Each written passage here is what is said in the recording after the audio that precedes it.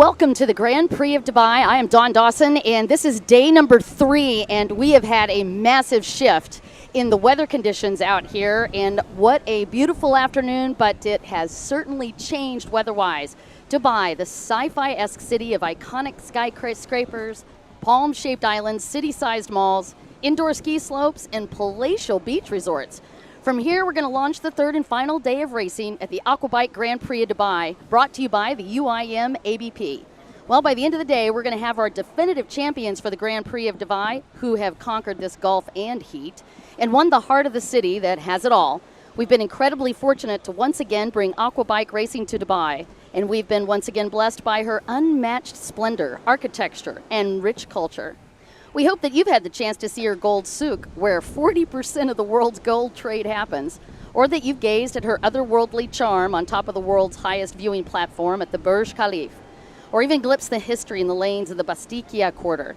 However you have managed to witness Dubai, I certainly am glad that you were able to join us for the racing as well, because it has been equally as stunning.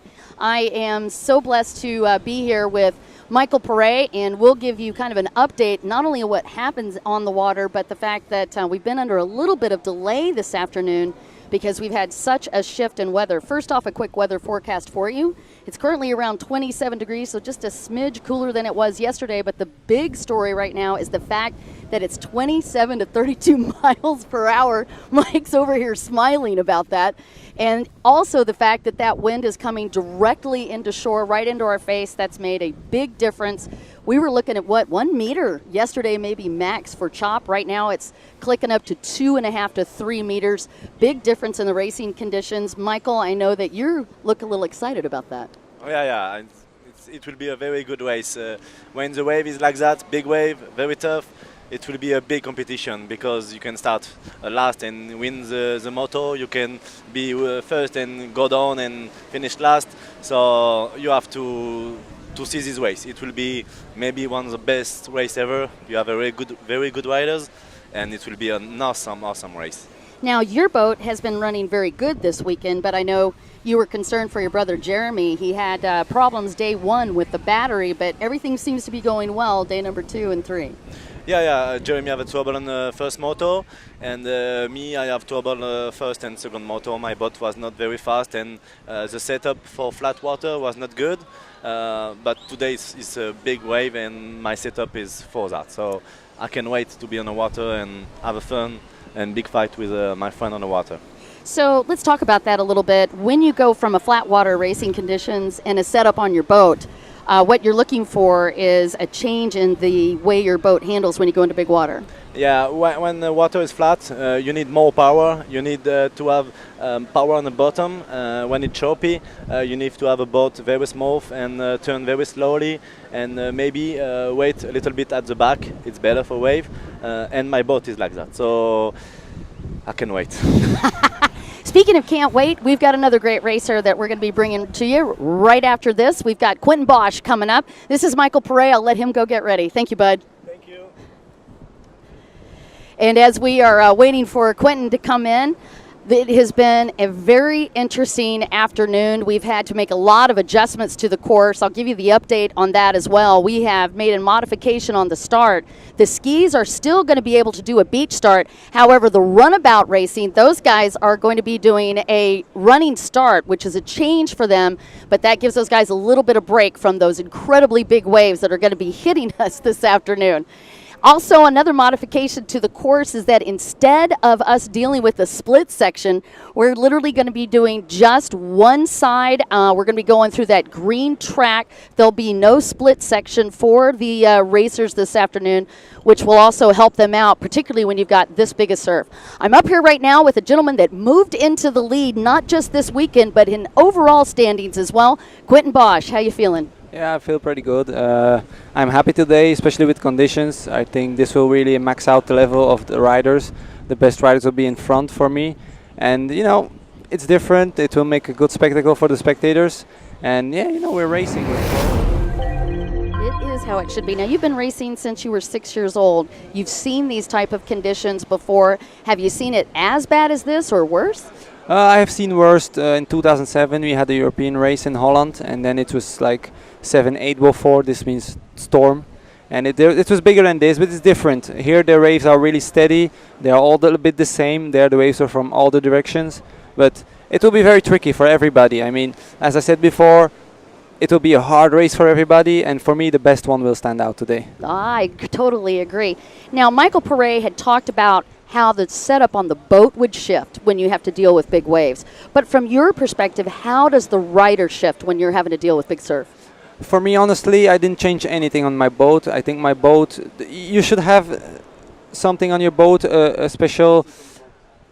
It should be the same for everywhere. You know, you have to find the difference between speed, rough water. You really have to fine-tune it during the winter. And I didn't change anything. The only thing which will change for me is my riding style. I will ride more on the back. I will read the waves more and be a little less aggressive on the throttle. And hopefully, I can be in top 3. And yeah, you know, that will be good.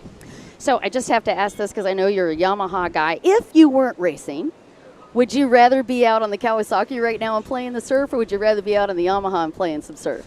My Yamaha Superjet, because you can jump way higher. You know, for fun, it's the funnest boat they have ever built, and I still race it. I've been racing it since I'm 6 years old. I still race it. I still have one. I have had 17 of them, every year a new one. And, you know, for me it's the most fun. But, of course, if you have to check performance and speed, the Kawasaki for the moment is better. But we're coming up with something new with Commander. We're coming with the GP1 next year. And for me, this will be the game changer. Oh, my goodness. And speaking of coming up with the GP1, I heard some news today. You are actually going to be the Commander supplier in Belgium. Congratulations on your new business partnership with. Thank you, thank you. Yeah, we are looking to set up a dealership in Europe. So if the European riders want a Commander, they can contact me. I can help them. I can build the skis for them. They can also come and test my GP1. I bought the GP1 from America, which I raced with in the World Finals. And it's at home now, so I'm checking with a lot of pilots to come test them, so we can show how good the product really is.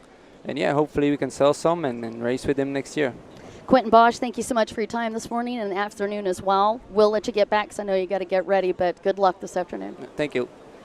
All right, ladies and gentlemen, Quentin Bosch, the gentleman that is in the point standings. That actually...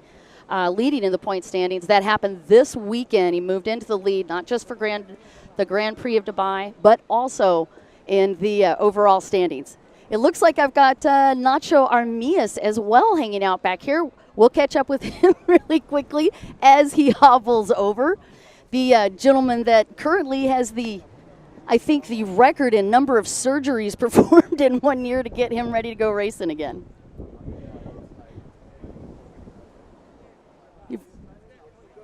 Yeah.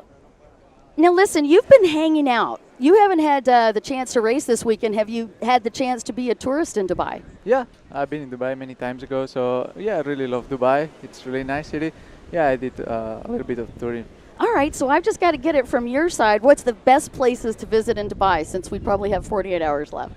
Oh, you know, anywhere you go, it's really nice to enjoy. I really love the sea and the beach, where you can not find in Europe. You know, I really like it, and yeah, I really love especially Dubai Marina. So I know all your fans are excited to have you back out on the race course. You've still got some rehab to do. It looks like you have one more surgery you've got to get through. But in your estimation, since I know you've talked to the doctors about it, when can we see you back? Oh, not even the doctors know. You know, I got the surgery next week. Mm-hmm. Then maybe in 1 year we need final one surgery.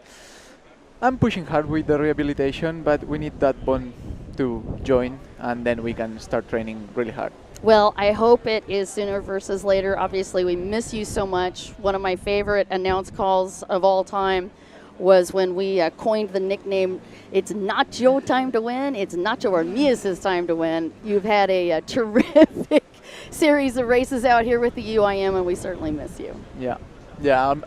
I'm really missed to race. For example, today it will be really nice to race with race with these conditions. I really love them, so yeah, I will miss it for sure. Oh my gosh, his whole face changed as soon as he started talking about that. So you literally were watching these conditions and started to Jones on it, didn't you? Yeah, for sure. Oh Yeah. gosh. I really hate flat water, so. Oh yeah, I totally understand. I think from a spectator standpoint, we all really like watching surf racing. Exactly. All right, you guys, that is Nacho Armias, and a great update for him. So for all those Nacho Armias fans, stand by. We'll have him back on the race course for the UIM Aquabike World Championship Tour. But until then, he can be our tour guide and make sure that I find all the really cool spots. Well, buddy, you have an awesome afternoon, too. I know you've got some people down there you want to hang out with. So. Yeah, I will go, and good luck to everyone. Aw, thank you, bud. All right, so we'll be right back after this.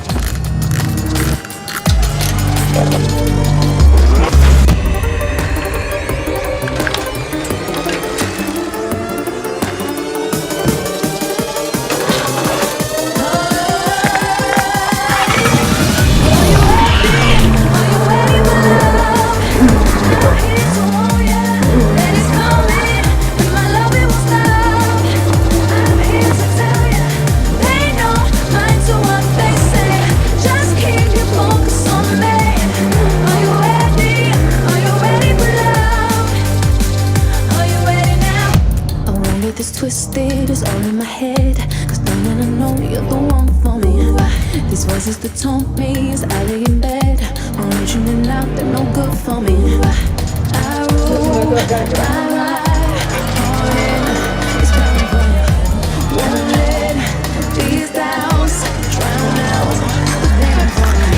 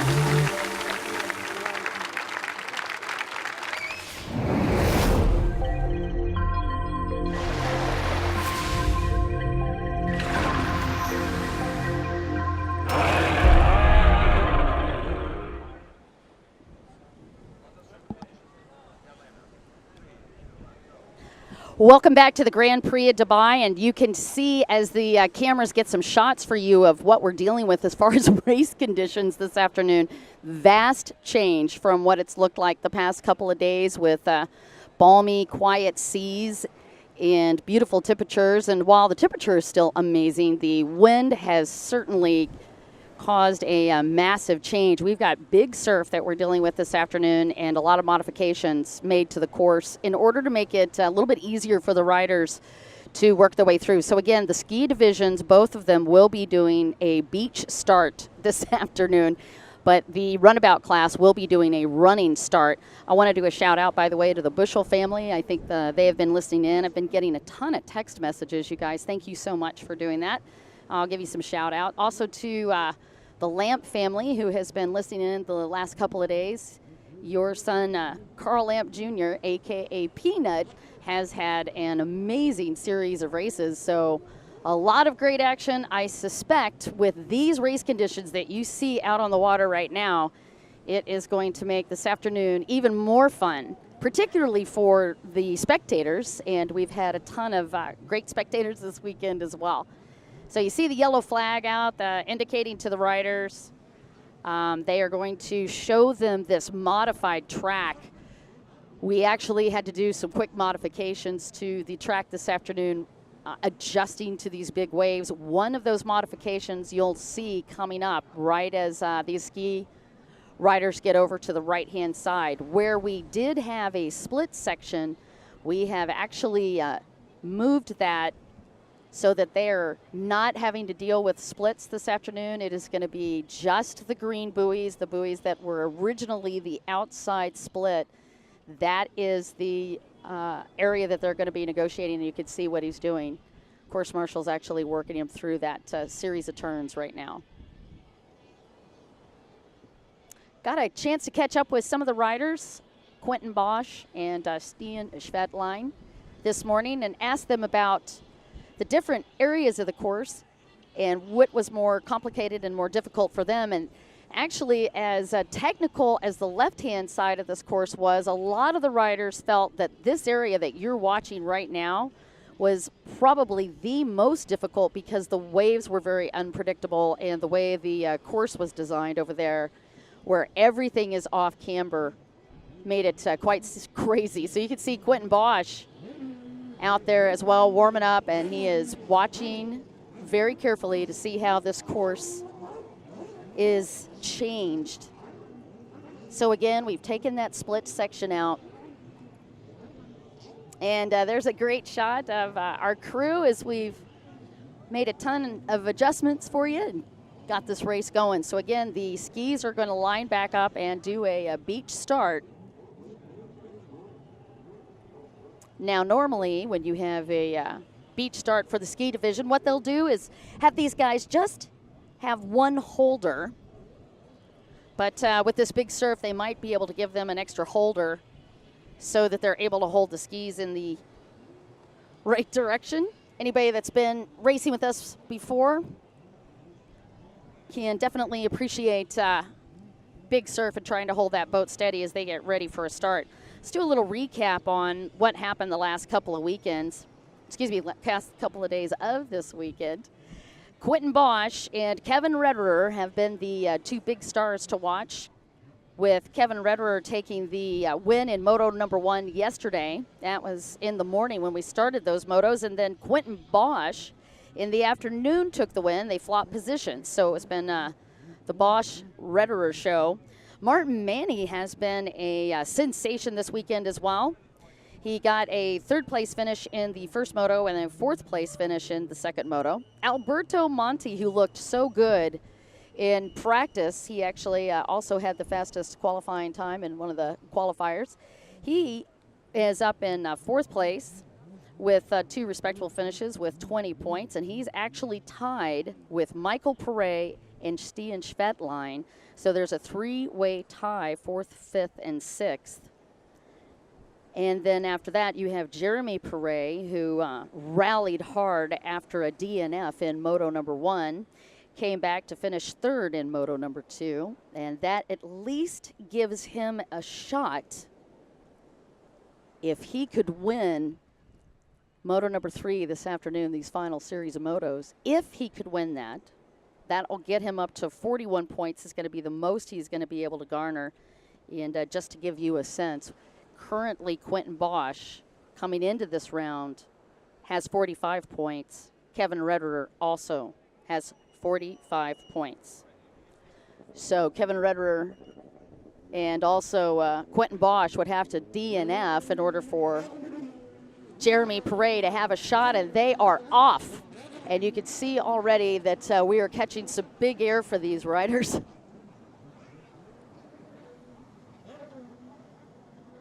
And it looks like Kevin Redderer has the whole shot. Jeremy Prey also up in the mix, as well as Quentin Bosch. And you can see as they come around that sweeper turn and they're heading for the single series of buoys on that far side. That is the outside buoys that we had yesterday. And it is going to be Kevin Redderer coming through. And Michael Prey in second. Martin Manny in fourth. And there's that shot right behind him, and you can see just how big these waves are. Kevin Redderer with the call on the whole shot. Michael Prey, second place. Martin Manny in third. And already a rider going down in one of the really tricky sections now, right off of that front stretch. What happens is the waves are breaking just past where those three white buoys are. And you can see that it's had quite an impact on him. That's Marcus Ludeskert. And Marcus Ludeskert actually just got out of surgery earlier this year. And he is also up in that front runner. Marvin Martinez back in fourth place, and that is your shot of Kevin Redderer. Now, this will be easy math for us if he holds on to that position throughout the race. Kevin Redderer will move into the lead and take your overall this afternoon for the Grand Prix of Dubai. A little early, though, to say anything about it. We've got a 15-minute moto that we are going to be dealing with these guys, and they've had 3 of those motos over the weekend.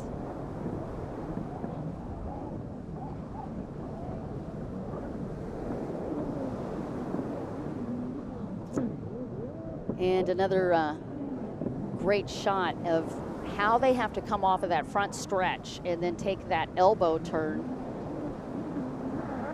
And you can see Kevin Redderer coming through that checkered flag, those checkered buoys, as he continues through the race. We've got 3 minutes into a 15-minute moto, and your time for Kevin Redderer, a 2:38.99.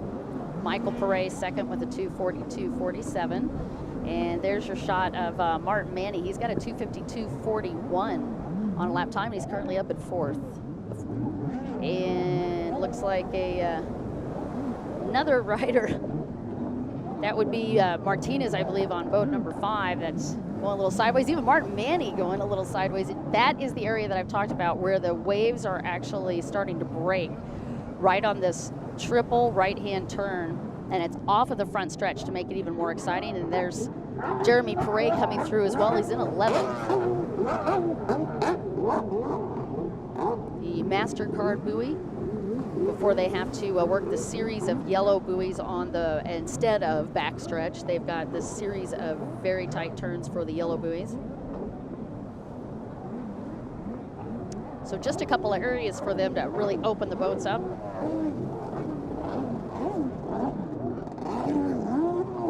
And you can see the challenges for the runabout class. That's Lars Ackerblom that you saw. Lars Ackerblom trying to get his runabout in the water.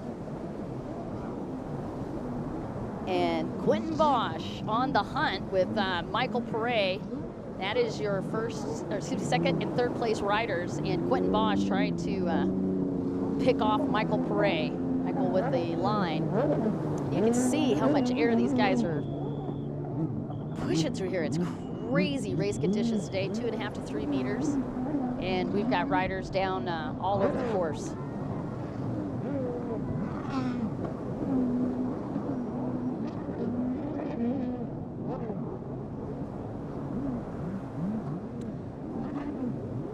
Quentin Bosch and Michael Perret on the second triple that they have to negotiate on the left-hand side.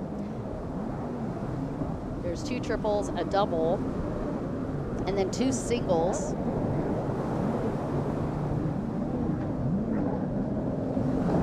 Very tight turns, and Quentin's changing his riding style just a little bit, moved back to the back of that boat, trying to keep the nose of that boat up. But the Kawasaki is so well designed. That's that new 1500 SXR that they had been talking about. Michael Perret actually also switched over to the Kawasaki this year. Jeremy Perret, however, still riding the Bullet boat and has been doing very well on that Bullet. Now, this is the section that I had been talking about yesterday. Instead of a straight out backstretch, they have to negotiate a series of pretty tight turns. And you can see Michael Perret and Quentin Bosch. And look at Quentin Bosch starting to pick up on Michael Perret. And will he be able to sweep around him? He does make the pass as they set up to go for the green buoys, but he goes awfully wide. And because of that line and being able to predict where the waves were going to land, he was able to make the pass. Quentin Bosch now in second place.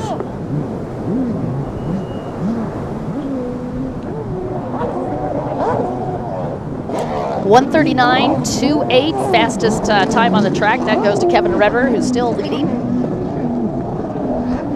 And now Quentin Bosch is going to put Kevin Redder in his sights. Quentin about a 1:44.23. About 5 seconds behind Redder.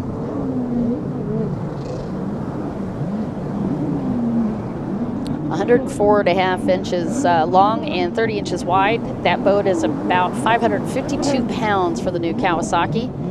And you can see why these riders really like this boat in the surf. Particularly for racing, it just maintains an incredible amount of hookup for them. And there's the MasterCard buoy that they set up for. And then they make their way back towards the yellow series of slalom turns. Michael Perret, third place.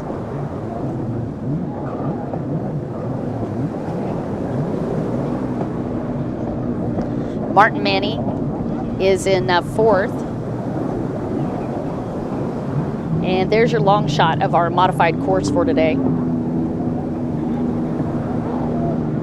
Looks deceptively quiet from the drone footage that we're looking at. And off in the background, as you take a look at the beautiful city of Dubai, that is also just a bare hint in the background, the tallest building in the world, 2,272 feet high, the Burj Khalifa. Kevin Redder leading, Quentin Bosch in second, Michael Perret third, Mark Manny fourth, Marcus Lutzeckert in fifth place. And there's our chart of the race leader, Kevin Redder from Austria, who had been riding the SDC Whale earlier today. On that last lap, we just got to a new set of times, and Quentin Bosch about 10.22 seconds behind the race leader, Kevin Redder. Michael Perret about 22 seconds behind Kevin.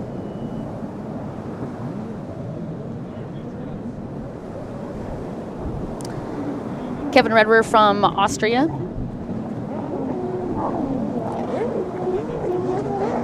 Actually is a professional racer with a remarkable number of titles to his name. Here he came in second last year with 167 points. He was a student. He's now a pro PWC rider. He lives in Neustadt, Austria. Had the third fastest qualifying time on day one of racing with a 1:54.43.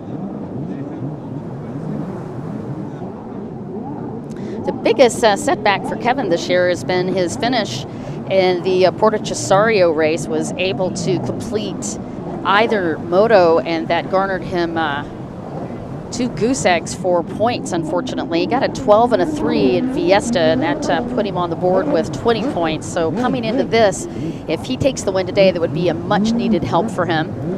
And Quentin Bosch has reduced the lead for Kevin Redder by 4 seconds on that last lap. So Kevin Redder with a 1:46.52 and Quentin Bosch with a 1:42.57.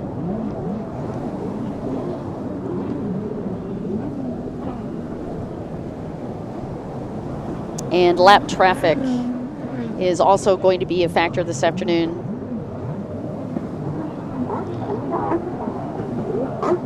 You're watching the ski division. 15-minute moto. We are about 10 minutes, 20 seconds inside of this moto for Kevin Redder. So it'll be 15 minutes plus 1 lap. And Kevin also having to make some adjustments riding in this surf class, and you can see that they are dropping down that handle pole quite a bit when they're coming into these turns. Just trying to keep that handle pole. There's a great shot of Alberto Monti. And also Jeremy Poiret, who actually was doing really well in the qualifying, and then in moto number 1, his battery went down, costing him a massive amount of points. He actually came into this round with no points in that first moto, so he's got 16 points on the board.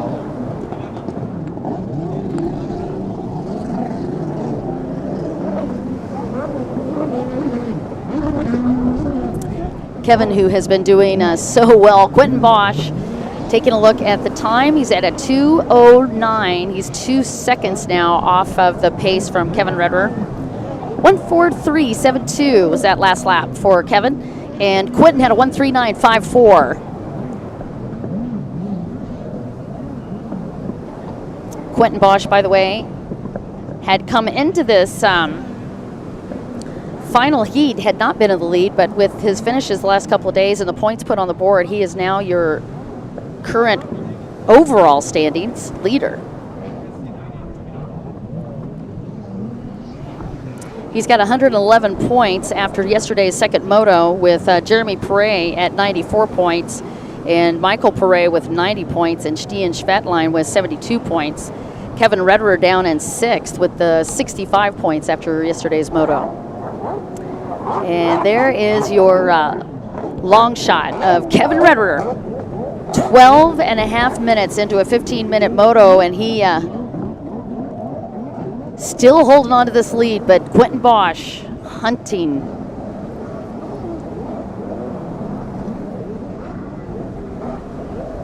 Just coming out of that split section. Well, that's no longer a split section. Taking this right-hand turn, and that is a pretty interesting dog leg. Now, if they feel like they've missed a buoy, the next turn that they have to make after this white one is they will go pick up the penalty buoy. So far, Kevin Redder's ride has been clean, no buoys missed, so he is going to continue straight onto that front stretch and pick up that triple. Unfortunately, not the same can be said for Quentin Bosch. Quentin had to go pick up that penalty buoy, and that cost him another 8 seconds, so he is now 10.86 seconds behind Kevin Redder. We are 13 and a half minutes in.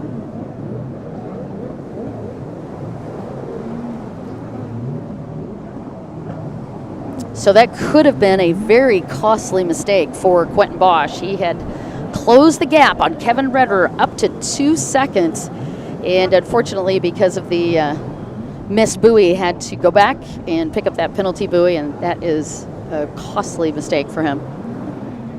Huge waves this afternoon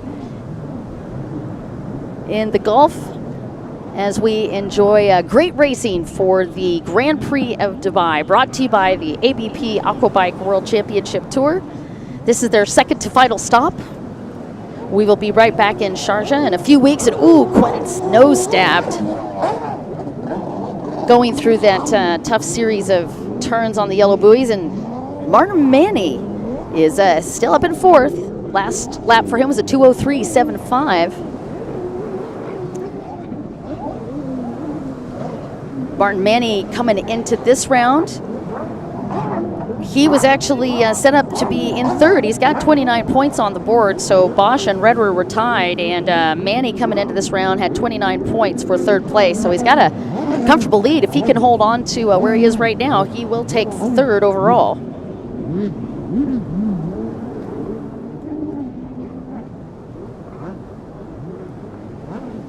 There's Stian Schwettlein. Oh, and a super sub for him. 15 working his way around the course with the Pro Force boat, a boat that he helped do a lot of the design work with Chris Hagest.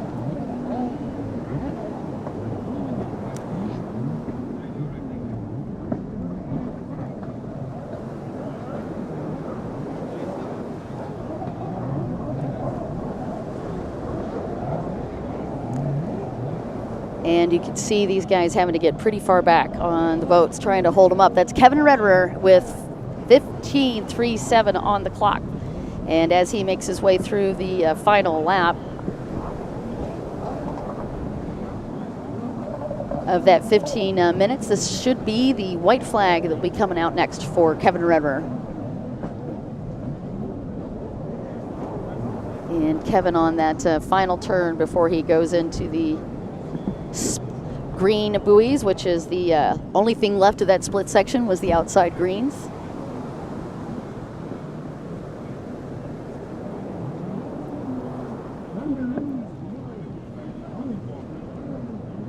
And Michael Perret and Jeremy Perret both still on the hunt. Jeremy is in 10th place, and your white flag comes out for Kevin Rederer. That lap time was a 1:44.17.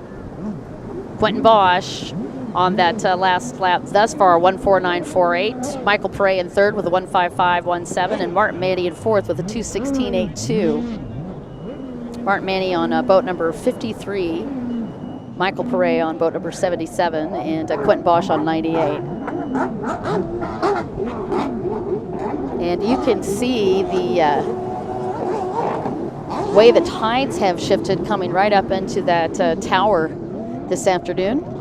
And a beautiful long shot of Kite Beach and Jumeirah, our location for this weekend's racing. And there is the MasterCard buoy. And then he's going to go into this backstretch. That's Kevin Rederer on his final lap.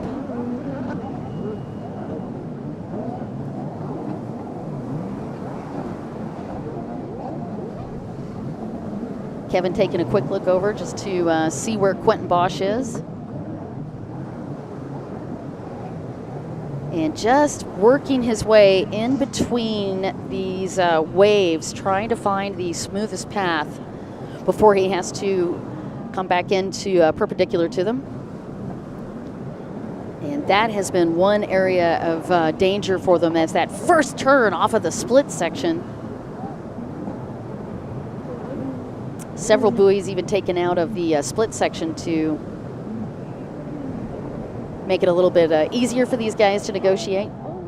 Pretty common when we get in surf conditions, and you can see this checkered flag coming out for Kevin Rederer as he comes through, and that's going to do it. Congratulations to Kevin Rederer. That is all he needed to move himself into an overall for this afternoon at the Grand Prix of Dubai, his first win on the 2017 Aquabike World Championship Tour. And you can see the reaction from both Quentin Bosch and Kevin Rederer. Quentin Bosch going to take second overall this afternoon.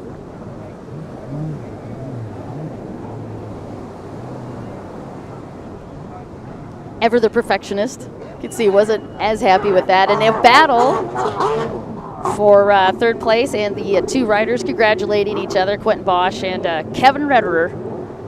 That's going to be your top two on the podium.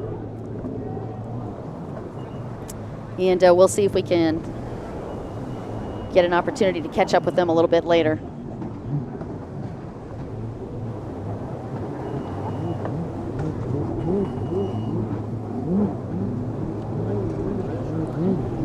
We'll be right back after this short break. I'm Dawn Dawson. You've been watching the Grand Prix of Dubai.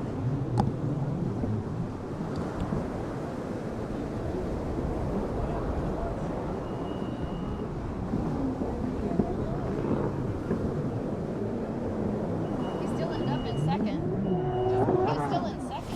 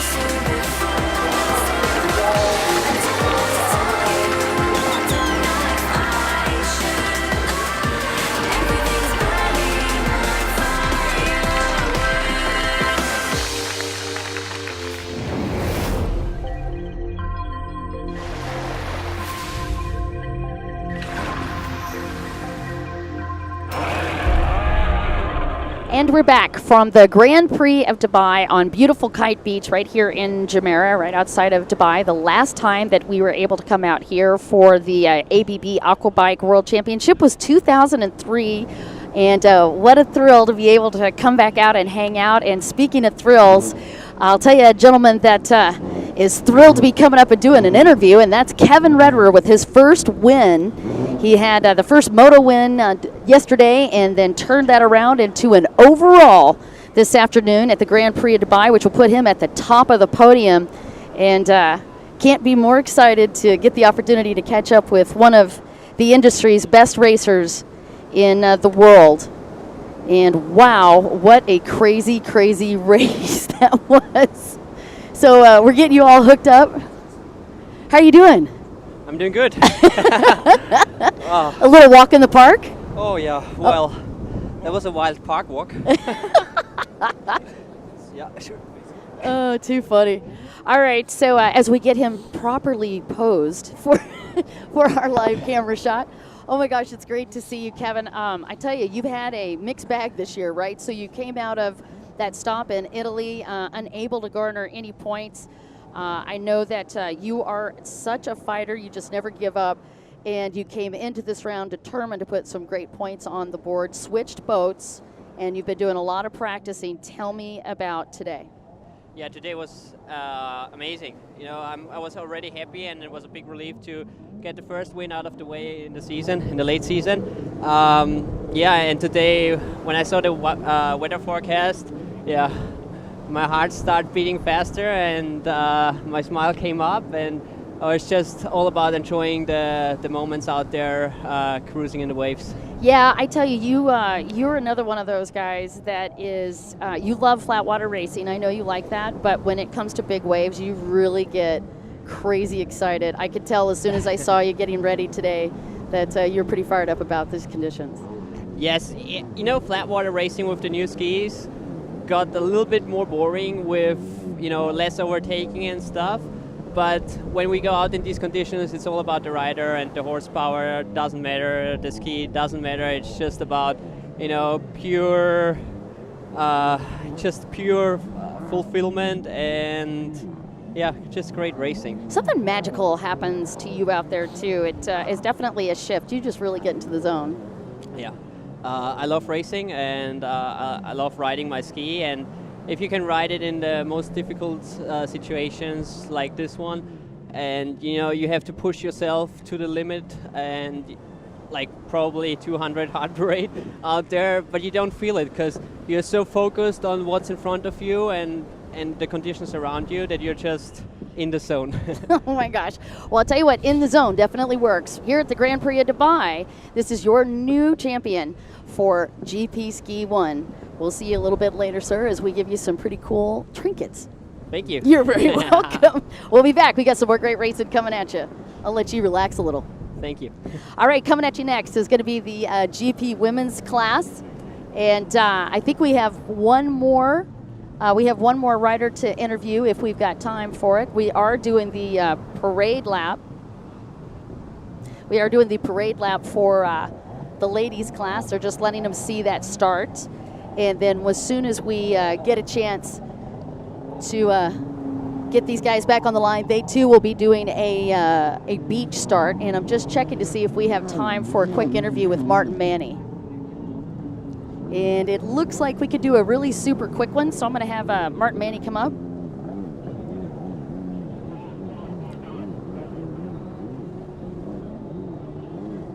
All right, so just a super quick catch up with Martin. We'll just do like 1-2 questions so we get you out of here real quick. Yeah. Martin Manny! Yay! This is your first podium this year, right? Are you excited? Everyone feels different. It It's does. amazing, yeah. Yeah, you got the big boys, right? Yeah, definitely. And now you're the big boys. I hope so. Maybe I will be considered a big boy. Yeah, you've been racing since you were a junior rider from Estonia. How do you like these race conditions? We don't often have these conditions in Estonia, but it still feels really awesome, and I think it's interesting to have these kind of motos for a while, and I think it's really cool. Awesome. All right, well, I got to get ready for the women's class, so I'll let you relax and catch your breath. And we'll get ready to get these women off of that beach and running in just a second. But thank you so much and congratulations to you. Thank you. You're welcome, bud. Awesome job today. All right, you guys, catching up with Martin Manning, his first time at the podium this weekend as well. And we are off with women's racing. And it looks like Estelle Perret with a great start. And just the confidence boost that she will need. She was having a great run yesterday and unfortunately took a spill off of her boat right on that front stretch, and not just any spill. She took a big crash off of there. Still managed to come back and get a pretty good finish, but definitely not where she was. She was currently in third yesterday afternoon before she went off the boat. So a tough break for her. She was in seventh place after all of that drama yesterday afternoon. And she currently has the whole shot. So Estelle Perret is the lady that you see up in your screen right now. And we are watching the ladies class. They too did that beach start. Eminelli Ortendahl up until today had taken both wins. She got Moto 1 win and a Moto 2 win. Both of those aboard her Pro Force boat. At one point was thinking that she might switch over to the Quentin Bosch boat, and actually as I look out, she did pick up Quentin Bosch's boat for this afternoon's moto. And you can see it looks like Sophie Borgstrom that went down. And in that area that we had been talking about, really tough conditions right off of that front stretch into that first right-hand turn. It is a 3-buoy turn, and the waves are just starting to fold over right in front and behind that, and just a lot of momentum because it's really shallow as well right through there. And Kylie Elmer is trying to stuff a nose in, getting around Eminelli Ortendahl. And that's your battle for fourth place. Eminelli aboard OPP. She's on borrowed property with Quentin Bosch's boat. Meanwhile, Estelle Perret, loving big surf conditions. This is definitely her kind of water, and she's the lady that actually had come into this round in the lead. She had the most points coming in, but as of yesterday afternoon, Estelle Perret moved into second place. Eminelli Ortendahl with 126 points is your current leader. That's the first time this year that Eminelli Ortendahl has been in the lead in this tour. And Estelle Perret with 111 points, and Kylie Elmer's in third with 82 points. And as they come through on this next lap, we'll be able to get the times, first times for them. 15-minute moto, plus 1 lap for the lady ski as well. And we've already got 3 minutes. You can see the lap times much slower today than they've been the last couple of days.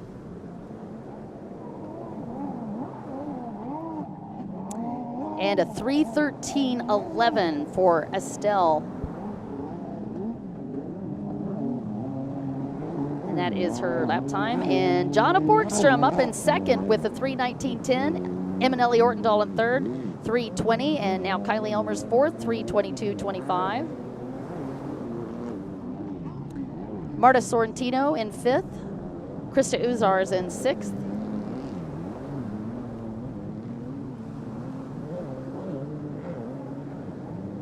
And Jonna Borgstrom has been incredible this weekend. She won the European Tour, and now Kylie Elmer's putting the pressure on Eminelli Ortendahl. Seeing if she can't sweep around her, and Kylie Elmer's trying to move into the third place position. Emma able to protect that line and held on to third place. About 4:23 on the clock.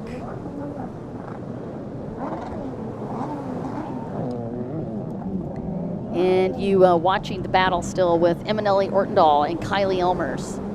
Eminelli on 98. And Kylie Elmers on boat number 13. By the way, Quentin Bosch runs the 98 for a couple of sentimental reasons. His brother was born in 1998.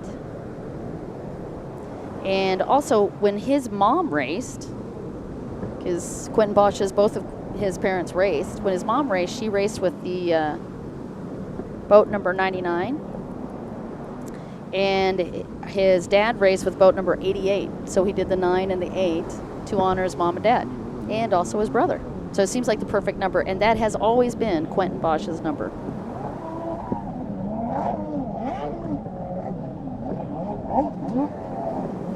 Okay, as they come through on the second one, fastest lap time so far. Check this out. Jonna Borgstrom with a 2:06.66 as the fastest lap time. You go, girl. And Estelle Perret with a 2:07.25 on this last lap. Eminelli Ortendahl 2:08.68, and Kylie Elmers a 2:09.17. And another postcard for you of Dubai and Kite Beach. You can see just how big this beach is.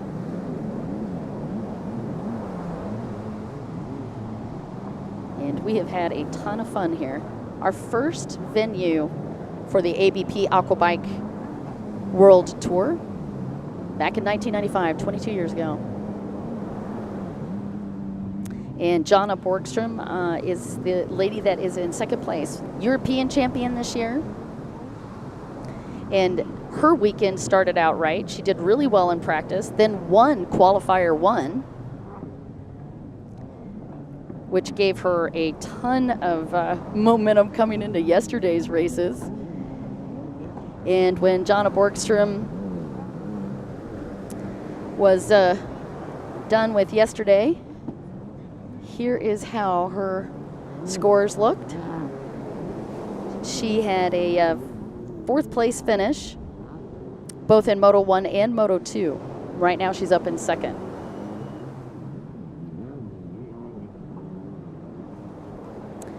Those points right now would give her a 46 and move her into 3rd for the overall for the Grand Prix of Dubai. So fighting right now to get on the podium, and she's got a darn good chance of doing it. Perret, Estelle Perret on boat number 95. And there's your shot of Eminelli Ortendahl. Now Emma came into this round with 50 points, this final moto. She's got 50 points on the board. And Katrine Nilby is in 2nd with 40 points on the board. And look at the battle between Kylie Elmers and Eminelli Ortendahl, and that is right off of the front stretch, a very tricky section of the course. And Eminelli has been holding on to that 3rd place spot, but she has got to be feeling the pressure from Kylie Elmers.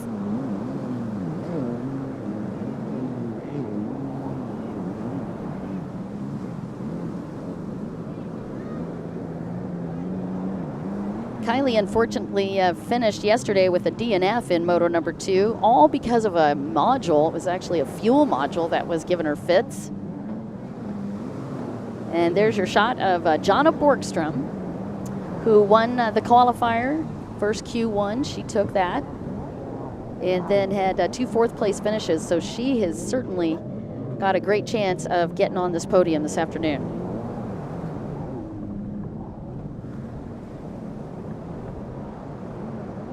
If she finishes up where she's at right now, she'll have a total of 46 points overall. And if Katrine Nilby does not move up, that will give Jonna Borgstrom 2nd place this afternoon.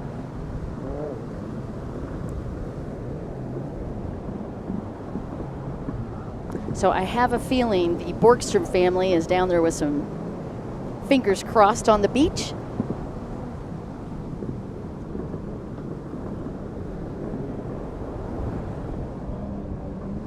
And you can see Kylie Elmer still battling with Eminelli Ortendahl as they work the right-hand side of that track. That is the modified split section. And it is the front stretch that has been the most difficult this afternoon. You can see they have to be very careful working through those waves, because a lot of the waves are actually folding right on top of that front stretch. And you are looking at 3-meter waves for these riders in the surf conditions of the Gulf.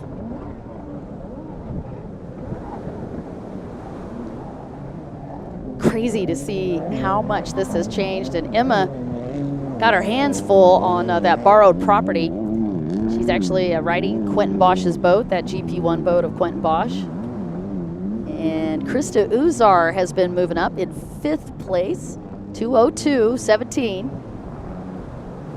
Sophie Borgstrom in 6th with a 2:23. And Marta Sorrentino in 7th with a 2:29.81. An interesting side fact, Marta Sorrentino was actually here when we did our very first race 22 years ago in Dubai. She actually was racing, but we didn't have women's racing back then. She was racing with the guys. Incredible racer, married to Jeremy Perez. Just an incredible athlete. And Emanelli going down a little bit in her tray, and that might be enough to get Kylie Elmers around her, and it is. Kylie moves into 3rd place.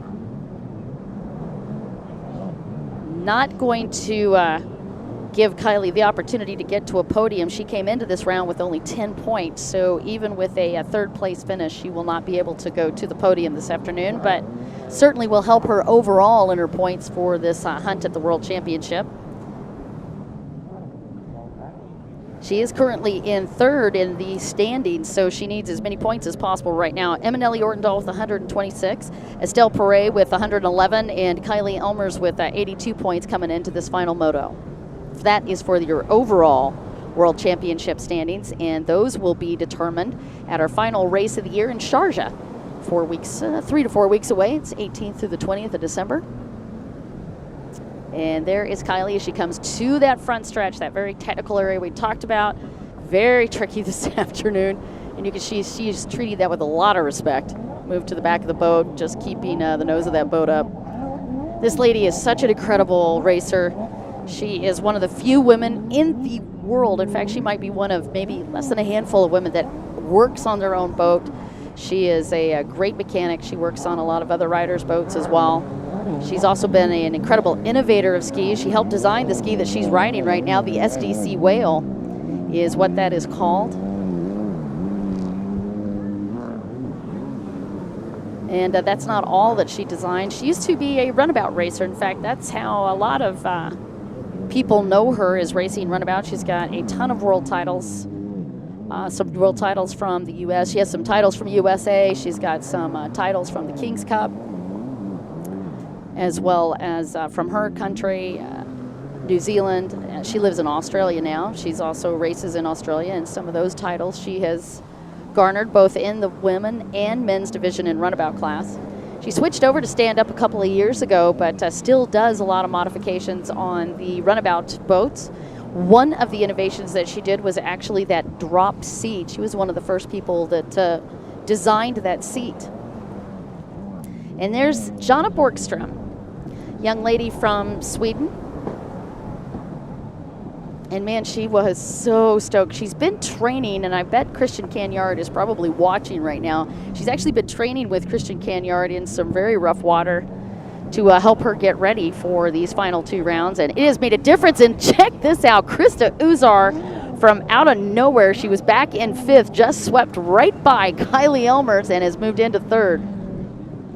And a very impressive move from Krista Uzar.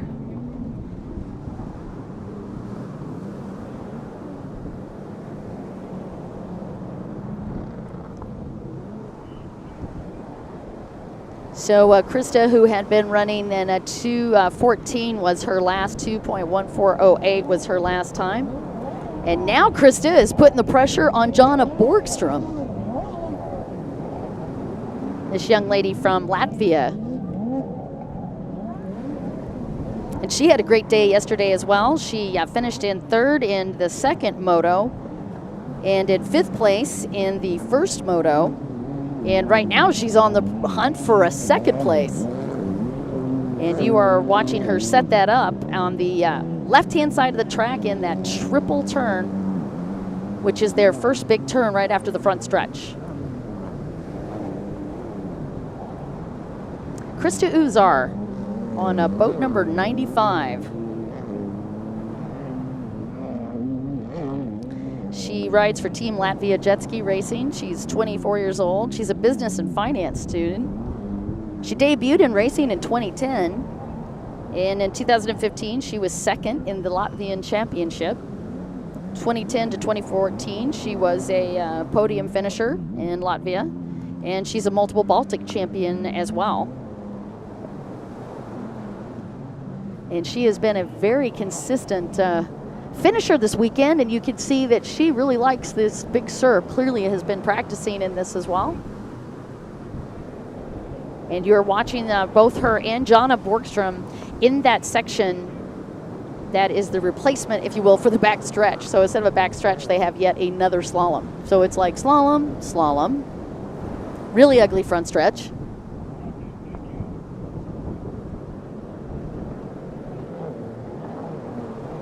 And then you go to the left-hand side of the track and you have a big triple turn, followed by a double chicane. And it looked like Jonna Borgstrom going down just a little bit, and Krista Uzar trying to sweep around her. And it is right off of that final turn before they go into that outside, what is left of that outside split, the modified split section. That has been taking out a lot of riders. I've seen a lot of them go through stuffing their nose in, so some big waves, and they're actually going into the back of the wave, making that turn. Krista Uzar still trying to work her way past Jonna Borgstrom. Meanwhile, your race leader, Estelle Perret, going for a redemption run here after that high-speed exit yesterday off of that front stretch. And she's your current leader.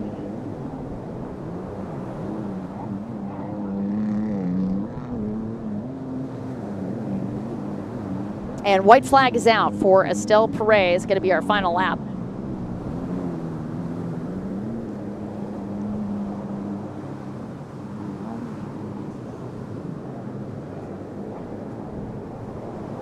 Krista Uzar worked her way around Jonna Borgstrom, and she is up in second. So it is now Estelle Perret leading, Krista Uzar in second, Jonna Borgstrom in third, Kylie Elmers fourth, and Imanelli Ortendal in fifth. On your last lap, and Estelle coming through the yellow section of buoys, and you can see that she's playing a smart game here. Very loose and relaxed, both of those feet to the back of the tray.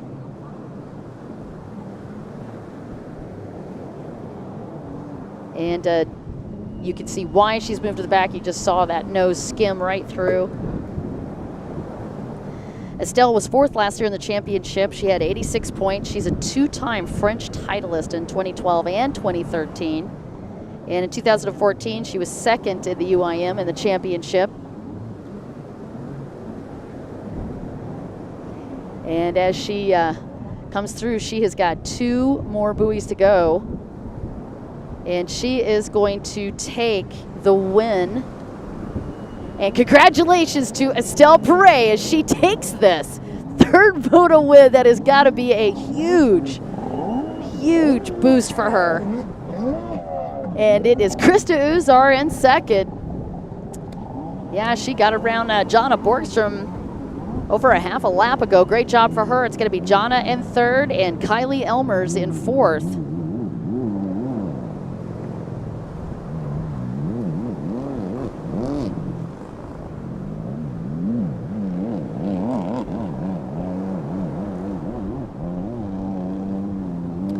So again, that is your top five with Estelle Perret taking the win. That's going to give her 52 points.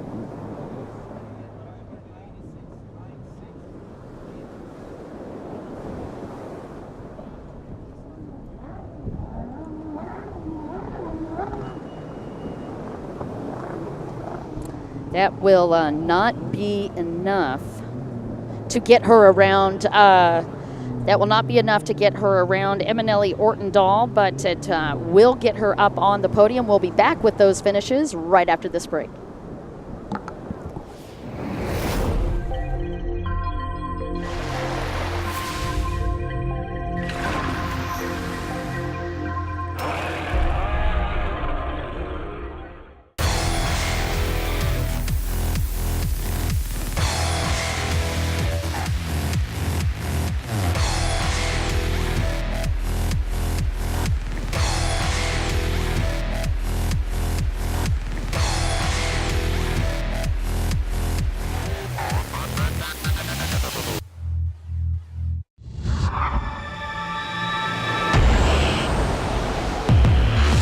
The lights go off and we're underway and explode away from the dock. 10,000 horsepower as they rocket away.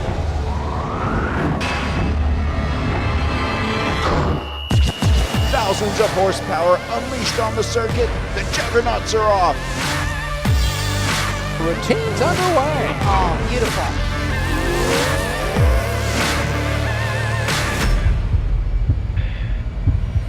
Second light, third light, go. Lights go out, the race is on, the Grand Prix is underway. And all miners are prop on a race course. Two boats getting together. Stunning backflip combo.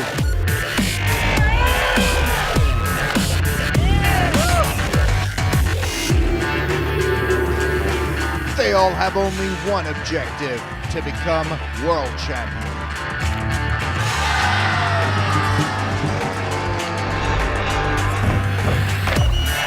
They go with the beach start at the Aquabike.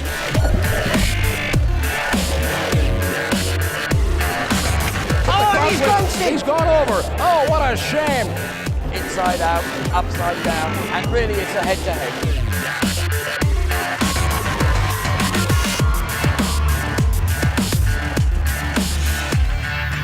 A year's hard work, the blood, the sweat, the determination, it all comes down to this.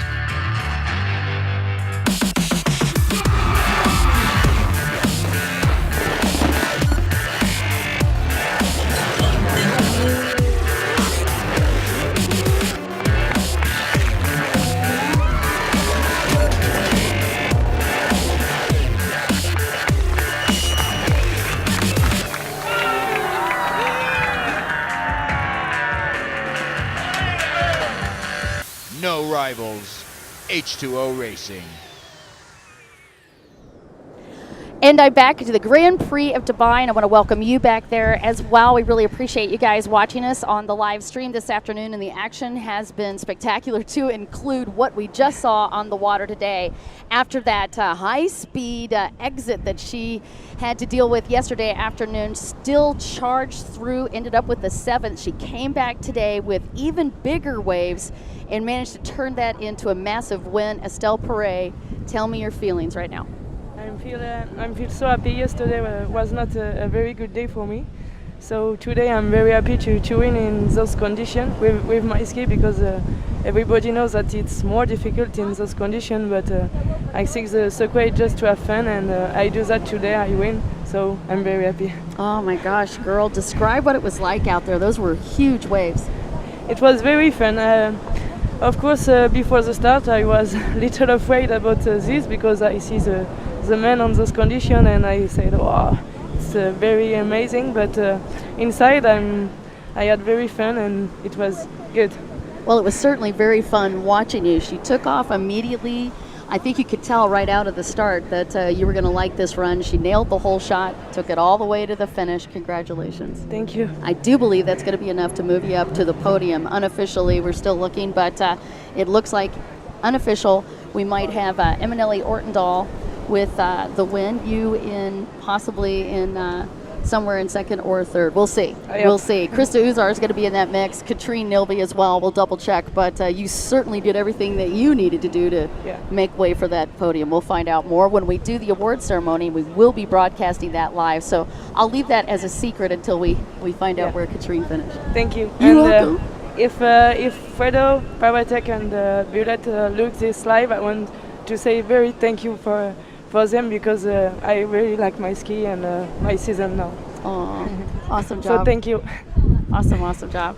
We'll be right back with even more great action. You are watching the Grand Prix of Dubai right here in Jumeirah at Kite Beach, a place that is very, very special to us. This was our first venue ever for the APV UIM Aquabike World Championship Tour, and what a great place for Estelle Perret to nail a moto win. And you can see from the reaction on her face just how excited she is. We're going to be coming at you next with the runabout classes. And in that runabout class, the GP1 runabout, we're going to be doing a running start versus doing the beach start. Make it just a little bit easier for those guys, because obviously those boats are massive.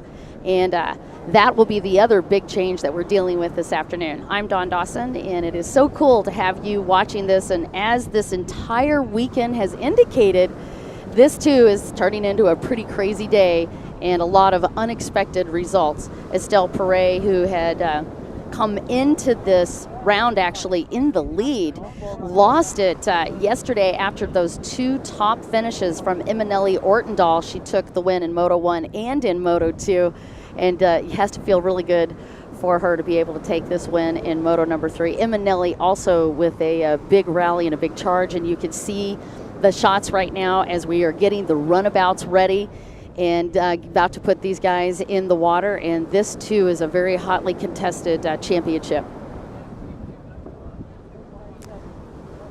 So again, just looking down at the numbers here, unofficially, I do believe Eminelli Ortendal was 5th place. That'll give her 61 points, which should have her, I believe, winning it, and Krista Uzar in 2nd, and I think, again, unofficially, I think Estelle Perret with that win will have 3rd place. So again, Eminelli Ortendal unofficially with the win, and then Krista Uzar 2nd, and Estelle Perret 3rd. Again, we'll let you know who the real ones are as we do all those calculations when we get to the award ceremony. You can see the winds clicking through 27 to 32 miles an hour this afternoon. But the huge news update is the fact that those winds are coming directly at us off of the ocean, and it is just building all day long. We've been seeing these waves get bigger and bigger. The free practice, it wasn't too bad this morning, about 1 and 1.5 meters, but by the time we got to the water this afternoon at 3 o'clock to start this series, it was already looking to be 3 meters on these waves. Big waves. It affected our start time, so thank you so much for bearing with us. Really appreciate you doing that. And we are just waiting to get these runabouts in the water.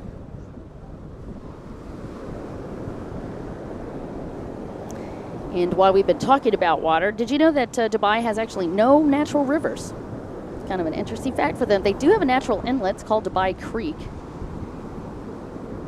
They have more than 3,000 taxis operate within Dubai, making an average of daily 192,000 trips, carried about 385,000 people around Dubai.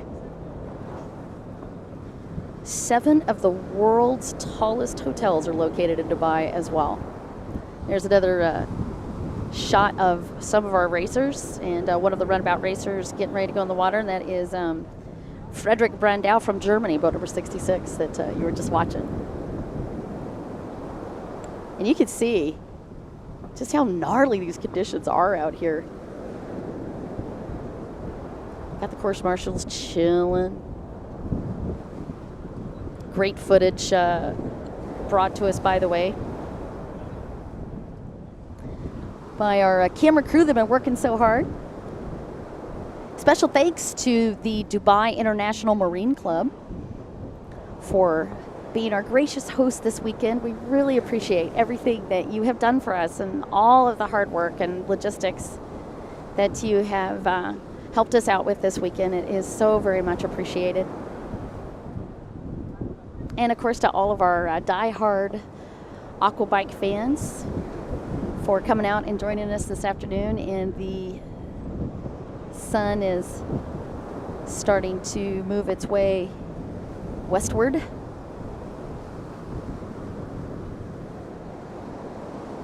As we get ready to put these runabout guys still on standby for that. You know, while we're waiting, let me give you the points for the runabout so you kind of know where we are before we put these guys in the water. By the way, special shout out to Steve and Joy Bushell, who I believe are listening in, and also some of the other great folks that had texted me and told me that they were listening. The Lamp family, I think, is also listening in. Carl Lamp Jr. and his dad here just about getting ready to race.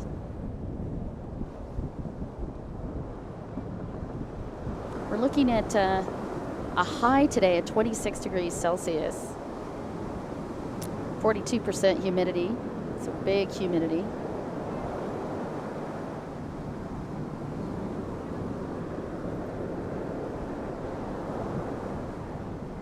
And you can see these guys just standing by. Here's the points coming into the final moto. Now again, we've had so many changes this weekend compared to what our venues were in Italy. So let me just share some of that with you. In both Porto Cesaro and in Viesta, we only did 2 motos. But when we got to Dubai, we had the opportunity to do 3 motos. And the riders were very excited about that because obviously it helps them too. So we did a 3-moto format this weekend. And we switched it up for them as well, at least the first couple of days we did, because we had them doing the beach starts, which has been unusual up until now. Both of the stops in Italy, we actually had a flying start. Now, at the top of the leaderboard with a first and third finish is James Bushell with 41 points for this weekend. And in second place is Lars Ackerblom out of Sweden with a second and fourth place finish over the first 2 motos. Yosef Abdulrazak had a win yesterday, but had a catastrophe in moto number 1, actually detonated his engine, but man, he came back completely unflappable, took the win yesterday, and he is currently in third with 25 points on the board. Jeremy Perez, who was sidelined as well in moto number 1, and the reason that he was sidelined, a fuse of all things went out on him. So he came in yesterday with a second place finish, was actually leading at one point in the race and didn't realize he was leading, but he came in second, and that gives him 20 points overall, and he's currently fourth on the leaderboard. Patrice Pellier also in this hunt today. He had a fairly consistent 5th place finish in moto number 2 and a 7th place finish in moto 1, giving him 20 points as well, actually tied with Jeremy Perret. So you've got a 2-way tie for 4th. And Christoph Agostino still has a possible shot. He's the gentleman that actually got the whole shot yesterday, but he ended up in 10th place after a couple of tough breaks for him. He is in 6th with 18 points. So, and as we get these guys out on the water, we are going to be doing that running start.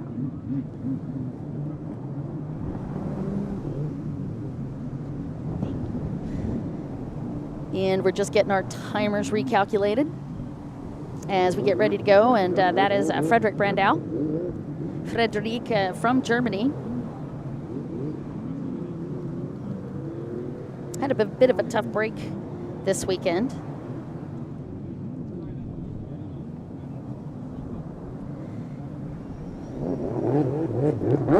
And just to recap on our overall standings as we get these guys staged for this running start. Coming into this round, it was Yosef Abdulrazak who had the lead, and then yesterday briefly, James Bushell was in the lead in the overall standings, and now Yosef Abdulrazak has taken back over for the overall standings. So we really have the perfect setup for a showdown here in GP1 runabout, and you can see that they are getting them ready. They're not wasting any time here, getting them going on this running start.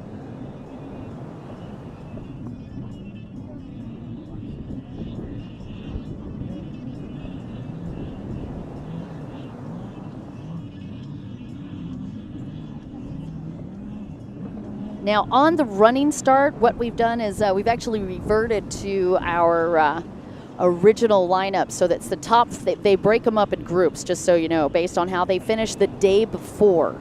Not their overall, but the day before. So 1st through 5 will be in the first group, 6 through 10 will be in the second as they do this running start, and then 11 through 15.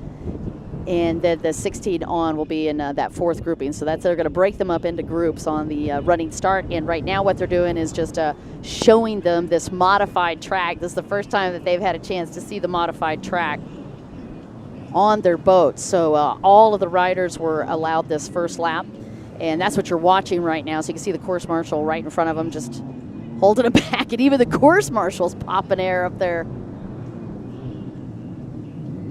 So yellow flag out, indicating to the riders that this is just a warm-up and an opportunity for them to see the track. And the fact that they took out that inside split. And man, you can feel the adrenaline. As soon as we came down here for this afternoon's races, you could tell that there was a big difference in the atmosphere from yesterday, where they were working their way through motor number 1 and motor number 2. It was like you were punching the clock. They had a lot of work to do yesterday, but today it's a whole different deal. They've had a long time to think about this between last night and this afternoon, and as we started the races around 3 p.m. and got that stream going, I mean, the adrenaline on this beach has gone crazy, and it's even higher right now as we get these GP runabouts ready to go.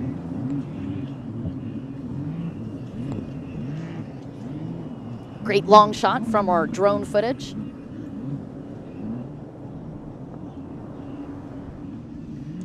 All this cool action, by the way, brought to you by H2O Racing, Power Boat Promotion. And man, are we lucky they decided to take on Aquabikes as well, because they have taken us to a brand new level here for Aquabike Racing 2. And you can see one of the riders down here with some boat problems. And that's Julian Emily. And that is not good, because Julian actually had some good finishes. He's in top 10 with 13 points on the scoreboard right now. He's actually in a 3-way tie for 10th place. It's Julian Emily, James Masterton, and Johan Johansson, all with a 3-way tie. And you can see them all lurking like land sharks out there as we get ready for this flying start. Meanwhile, Julian Emily trying to get that boat fixed on the shore and get him out on the water. Will he be able to do it before our officials get these guys staged and ready to go for this running start? And you can see the guys on the lineup. Great shot of Anders Keller, happy camper.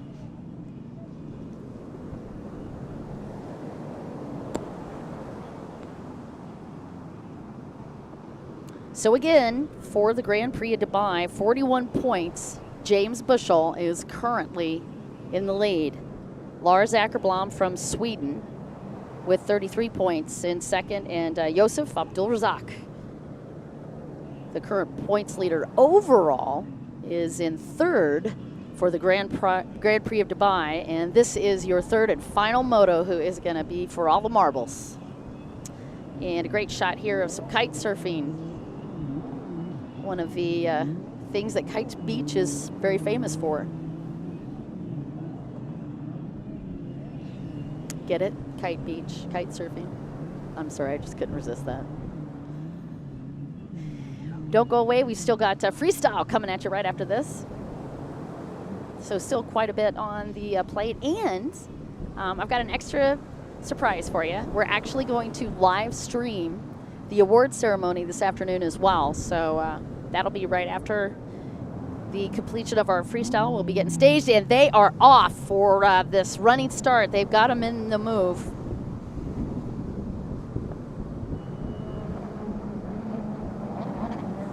And it is on. And very hard to see who's got this whole shot. I'll see if I can catch it for you as they come around.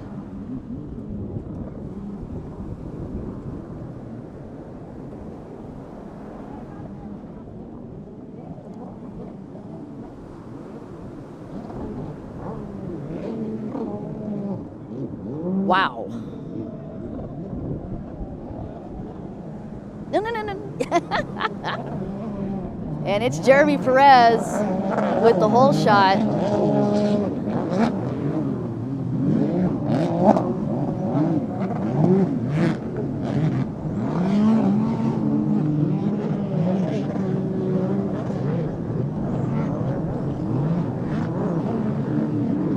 And very tough to say. Yosef Abdul-Razak in second. And Jeremy Perez with a great start. And actually, Yosef in the middle of the pack right now, not in second place. He is mid-pack. Let's see if he's able to move his way up. 23 riders out on the water. And you can see Carl Lamp in your screen right now as we look to see where these guys are.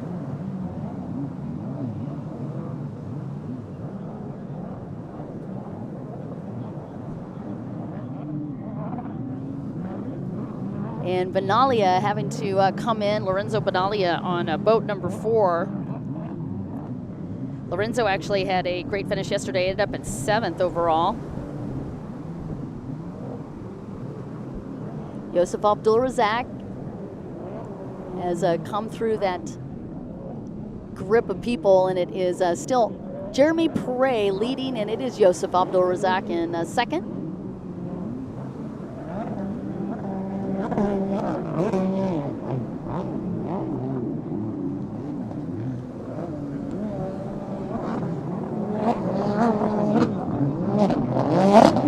.2:13.67 for Jeremy Perez and a 2:17.65 for Abdul-Razak. And it's Roberto Alexander up in third with a 2:23.75. Mateo Fracasso with a 2:24.94. Carl Lamb Jr. in fifth with a 2:26.79. Lars Ackerblom in sixth with a 2:28.79.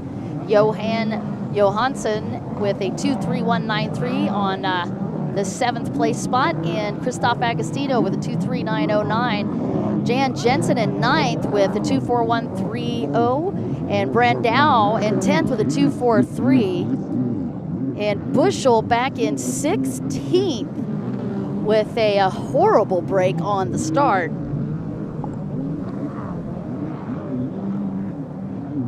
So again, Jeremy Perez, 2:13.67, and a good hole shot for Jeremy Perez. And Yosef Abdul-Razak was up in second out of there, and he is making a run for the lead, just a tiny amount of time between these two. 2:13.67 was the last lap. Abdul-Razak was at 2:16, but as I look out over the track, Jeremy Perez has Abdul-Razak right in his back pocket. And you can see that from this long view shot as they come off of that front stretch and then go to that dog-led right-hand turn. And then they come back for that final white buoy, and then that is just past that, the checkered buoys.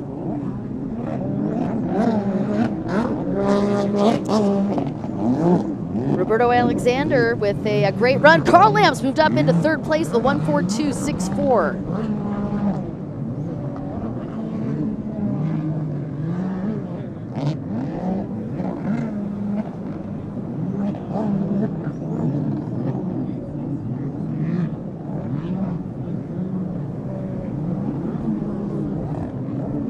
And just looking out over the track here, you can see these guys working their way through that left-hand side of the track. It's Lars Ackerblom that they have the camera on. He's in 6th place with a 1:47.10. Lars actually finishing 2nd overall yesterday with 33 points on this board.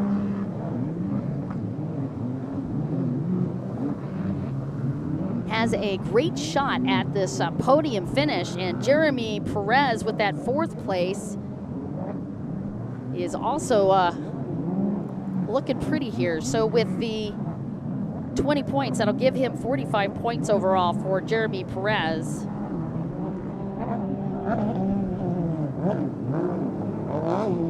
if he can hold off Yosef Abdulrazak, the gentleman right behind him. Carl Lamp had a crazy fast time, 1:42.64, but the fastest time on the track thus far, still being held by 1:36.28 at the time. Jeremy Perez, the owner of that time. Abdulrazak on this last lap had a 1:38.72. Carl Lamp 1:37.51, and he is in third. Alexander in fourth. Fracasso in fifth.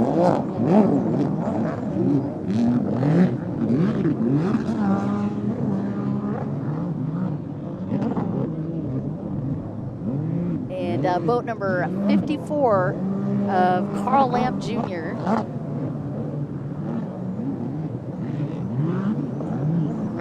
Gentleman up in third place and had a fair start on that running start, but just slid by those two guys very quickly on that split section. Again, we just have the green flags or green buoys out. Those green buoys are the outside split. They took out the inside split altogether, so they are just working that outside split portion, which Carl Lamp used quite often yesterday, and pretty comfortable in that, and they still modify that. And we've got a couple of boats up on the beach.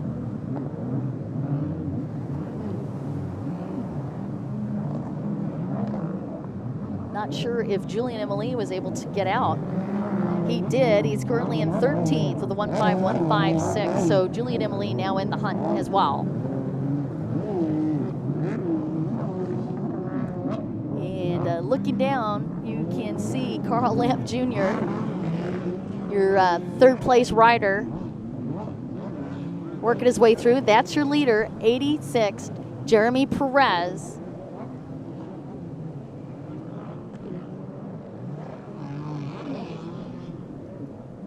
Gentleman who had the lead briefly yesterday ended up in fourth after having to pick up a penalty buoy. He was leading and picked up the penalty buoy, and unfortunately that cost him a lot of time. Abdulrazak, who had a pretty fair finish in that second moto, took the win. He didn't have a great start, but he took the win. And he actually had to work on that. We had 4 lead changes yesterday in moto number 2, just to give you an example of how nuts it was. With Abdulrazak taking that lead over towards the latter part of that 15 minutes. Speaking of 15 minutes, we're at 8:20 into this race of the 25-minute moto that you were going to be watching this afternoon. 25 plus a lap is what they're looking at. And Perez working his way through the front stretch in that very tight turn, and Abdulrazak sweeping around that turn, and he's going to try to shut the door. Plays it smart, though. Doesn't try to come in too fast in these big surf conditions, but Abdulrazak powering the throttle on as they come to that 3-way right-hand turn, and it is going to be Abdulrazak that has the line on that second 3-buoy turn, and that gives him the lead. Abdulrazak, your points leader coming into the Grand Prix at Dubai, briefly lost it yesterday to James Bushell and just regained it yet again this morning after that great finish yesterday. And he is currently your race leader, and that will lock him into a point standing lead as well. Abdulrazak, Jeremy Perez, and Carl Lamp Jr., your 2-3 top riders. Matteo Fracasso in 4th, Christoph Agostino 5th, Lars Ackerblom in 6th, Roberto Alexander in 7th, Frederick Brandau in 8th, Patrice Pellier in 9th, Anton Pankratov in 10th, Julian Emily in 11th, Johan Johansson 12th, Mohammed Mohsen in 13th, Jan Jensen in 14th, and James Bushell in 15th.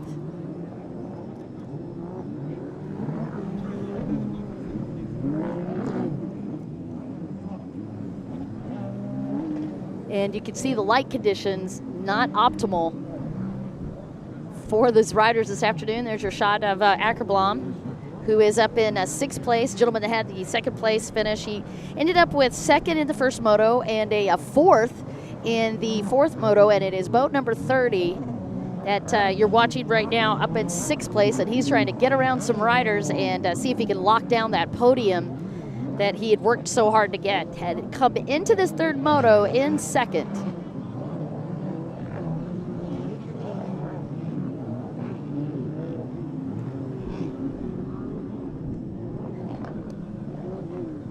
And looks like he's in 5th. He got around Christoph Agostino, and you should see that registered after they get through that front stretch. But he did make the pass on Christoph Agostino.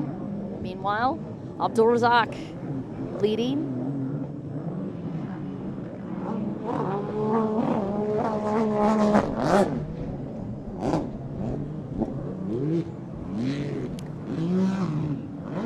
Lars Ackerblom just coming past the front stretch, and it does show now that he has moved up into 5th place on the scorecard. That time for him on that last lap was 1:44.59.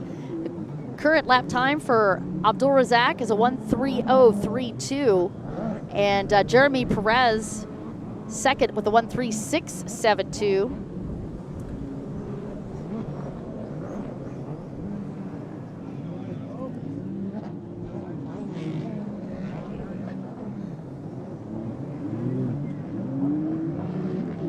Just taking a look out as these guys making their way through the different deals. And unfortunately, it looks like a black flag has come out for, of all things, boat number 15, and that is James Bushell.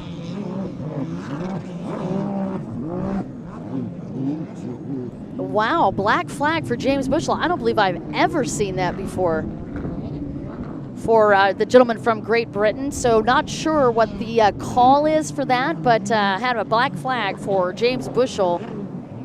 He is currently in, well, hadn't moved up. He was at 15th. He was at 16th on the first lap.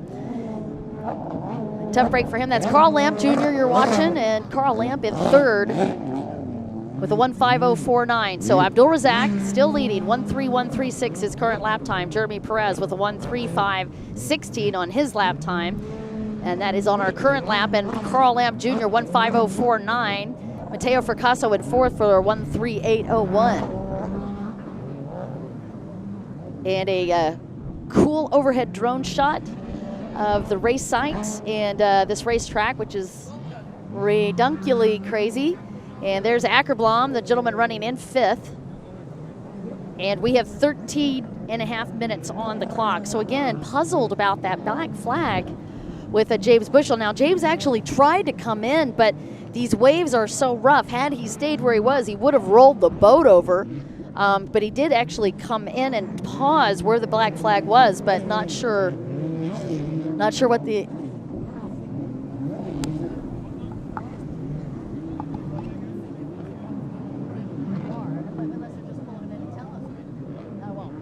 All right, so not sure again. We'll wait on the call. As soon as I have that for you, I'll let you know.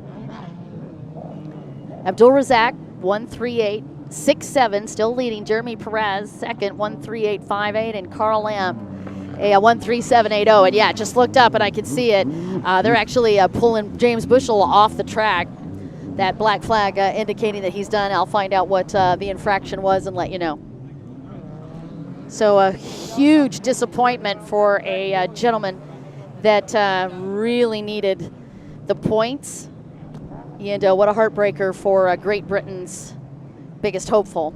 Gentleman with over 30 world titles, had actually gotten the overall lead briefly yesterday and came into this round with the lead, and now unable to get any points on the board for Moto number 3. So what an interesting turn of events. Just think back on that, right? We looked at that very first moto, and Josef Abdulrazak wasn't even able to get his boat around 3 laps. He went down, wasn't able to get any points at all, and come back to win yesterday, and then he's currently in the lead today. And Bushell, who had such a great run, actually won Moto number 1. And got a 3rd yesterday, and now he's not going to get any points on the board for this 3rd moto. Takedowns, takeaways, takeouts, and takebacks has been the theme for this weekend. And the overall points, Abdul Razak leading, Jeremy Perez second, Carl Lamp Jr. third, Lars Ackerblom up in fourth, Christoph Agostino in fifth, and Patrice Pellier in sixth, Matteo Fracasso in seventh, Roberto Alexander in eighth, Anton Pankratov in ninth. And there's your shot. So Josef Abdulrazak, boat number 1, Jeremy Perez in 86th, and Carl Lamp, boat number 54. That's your top 3 riders. And there's your shot of Ackerblom, the gentleman on boat 30 that is in 4th place.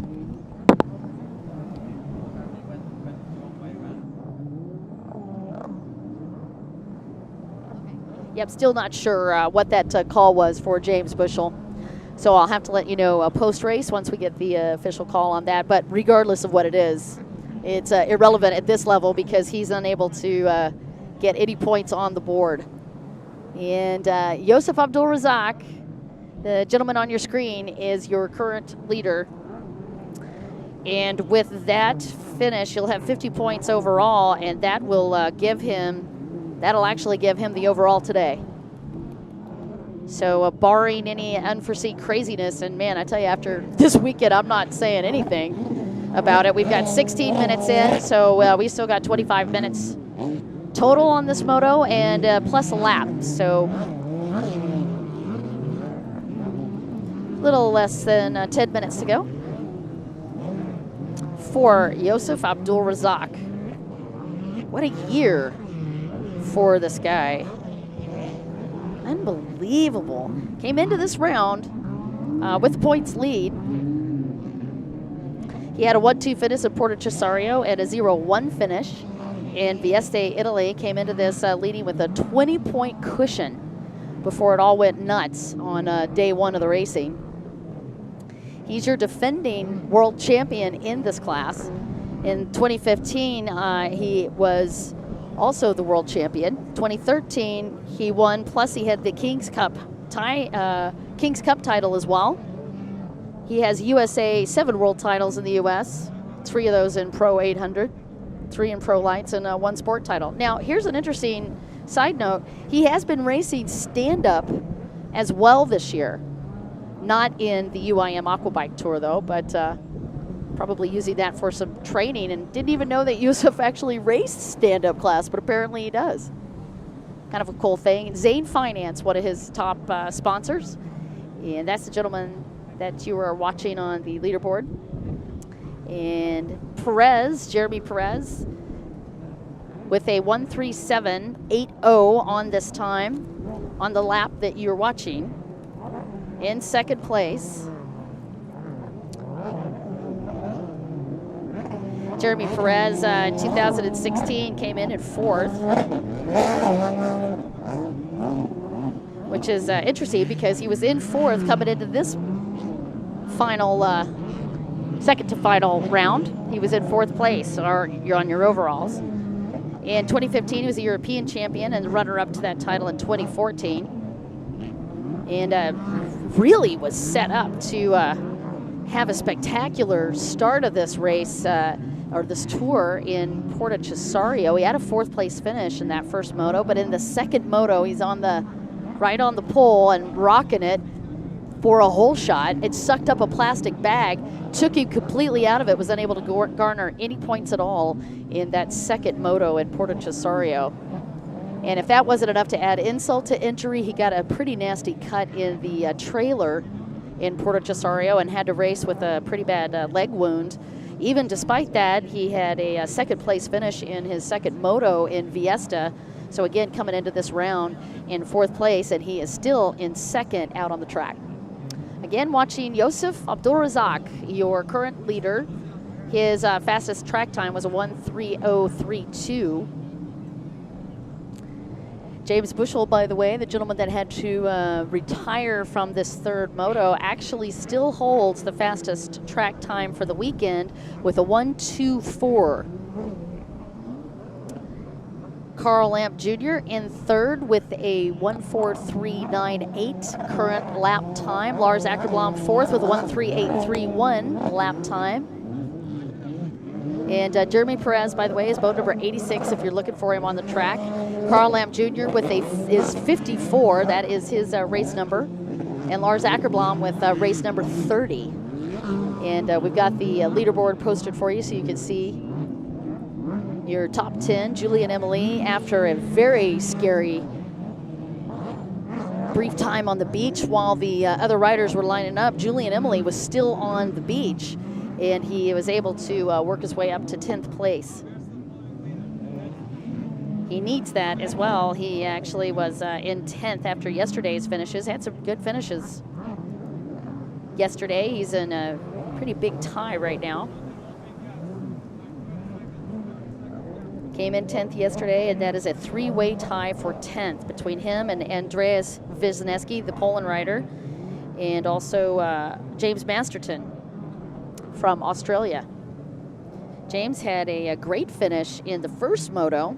He ended up in 4th place, but in the second moto did not finish. And as I take a look down on the leaderboard, he has no times up on the leaderboard, so he was unable to start this afternoon. So a tough break for that gentleman. And it looks like we have another rider under a tow hook coming in. And just waiting to get you the number on that.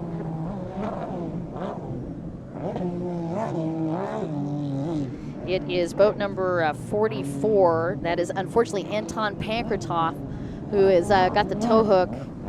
He was up in 9th place at one point, back in 14th currently, and unfortunately will not be able to finish. They're going to bring him to the beach. And a really tough break for Anton. Anton had come into this round with a pretty good set of scores. He was back in 16th, but had some good finishes in Porto Cesario and also Viesta. But unfortunately, this is going to cost him. He was in 10th coming into this round, in 10th place. All right, your leader, Yosef Abdulrazak, the gentleman from Kuwait. Your defending world champion has got the reins in his hands for this world title, as well as the title for the Grand Prix this afternoon. With James Bushell out, it gives Abdulrazak the opportunity to take this win. Ackerblom would be the only one standing in his way, and Ackerblom right now in 4th. So it will be Ackerblom with the win today.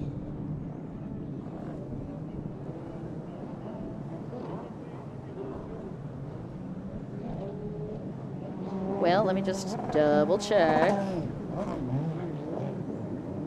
It'll be Ackerblom actually in 2nd place, and it'll be Abdulrazak that takes the win. So Yosef Abdulrazak will win, and Lars Ackerblom will have 2nd, possibly, depending on how we finish out here. Jeremy Perez currently on the course and 2nd place. Carl Lamp Jr. in 3rd, Ackerblom 4th. Matteo Fracasso back racing with us, and he is in 5th.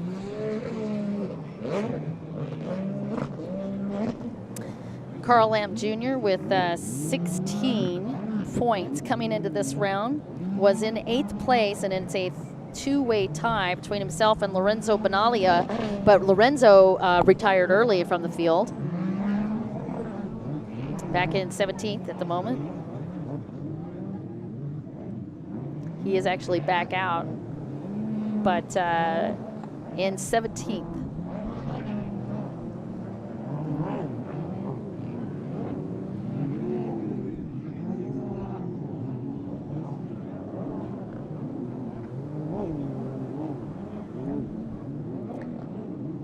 So Carl Lamp Jr. with this 16th place finish coming into this. He had 16 points. If he gets 3rd and holds on to that, his total points will be 32 for this round. Question's going to be, will that be enough to get him on the podium?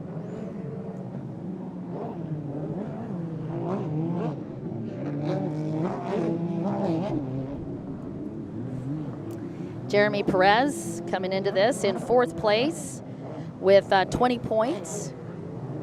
And with that second place finish, we'll give him 20 points and 40 overall. So here's how the podium would look if nothing changes.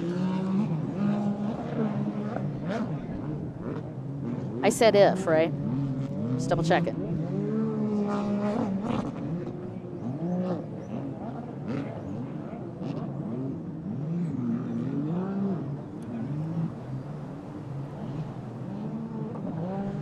So it would be Abdul Razak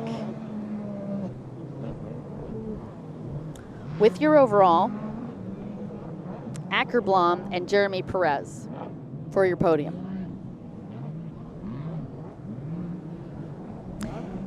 Yosef Abdul Razak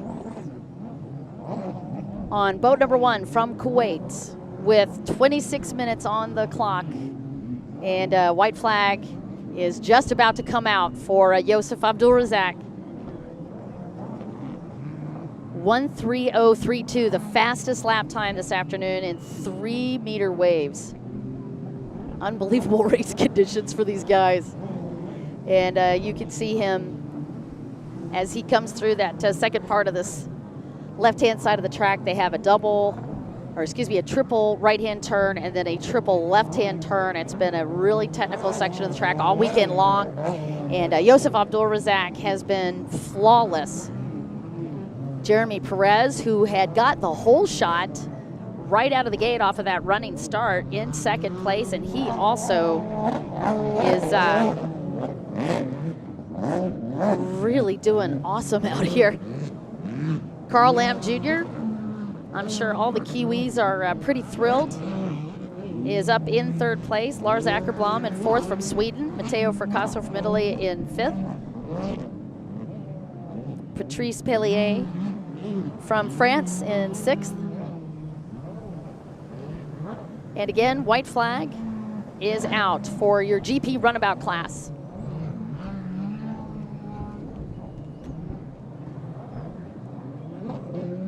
And we talked to Yosef Abdul Razak earlier today, and yesterday I had the chance to catch him on an interview, and you could see he was completely unperturbed by that turn of events. He had no points in that first moto, then came back and won the second one, felt very good about that, and despite the fact that his mechanics were working overtime trying to get that boat put back together after the first one, and you could see the relief on his face and the happiness here as he takes that checkered flag. What a great job for him.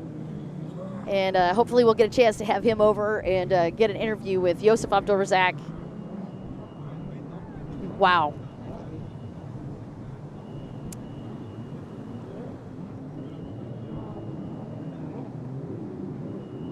So Lars Ackerblom with 33 points going into this. And Lars Ackerblom on that final lap, if he can get around, Lars Ackerblom moving up into third place, and Carl Lamb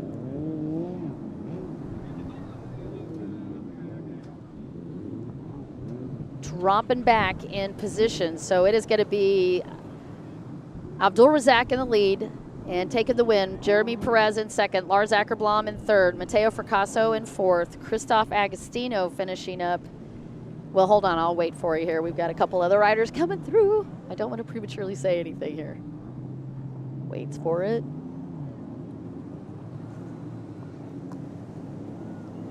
If Ackerblom holds on to that third place, though, that will change up some points here. One moment.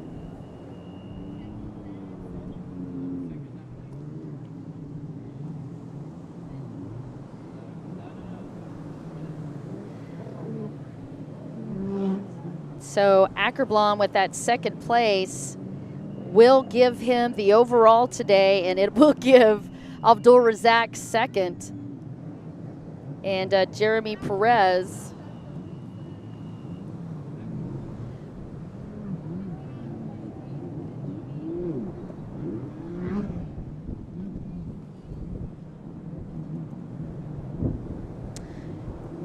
it'll give Jeremy Perez your third. So here's how the podium stands.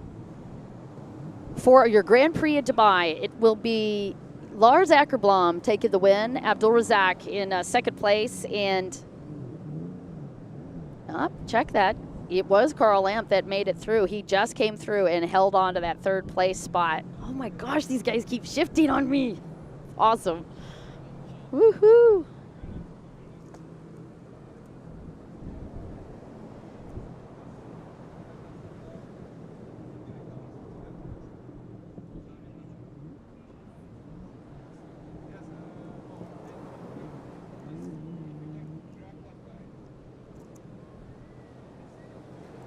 Just counting up the points right now for our GP runabout class. We'll get back with you on those points right after this break. I'm Dawn Dawson. You're listening to the Grand Prix of Dubai.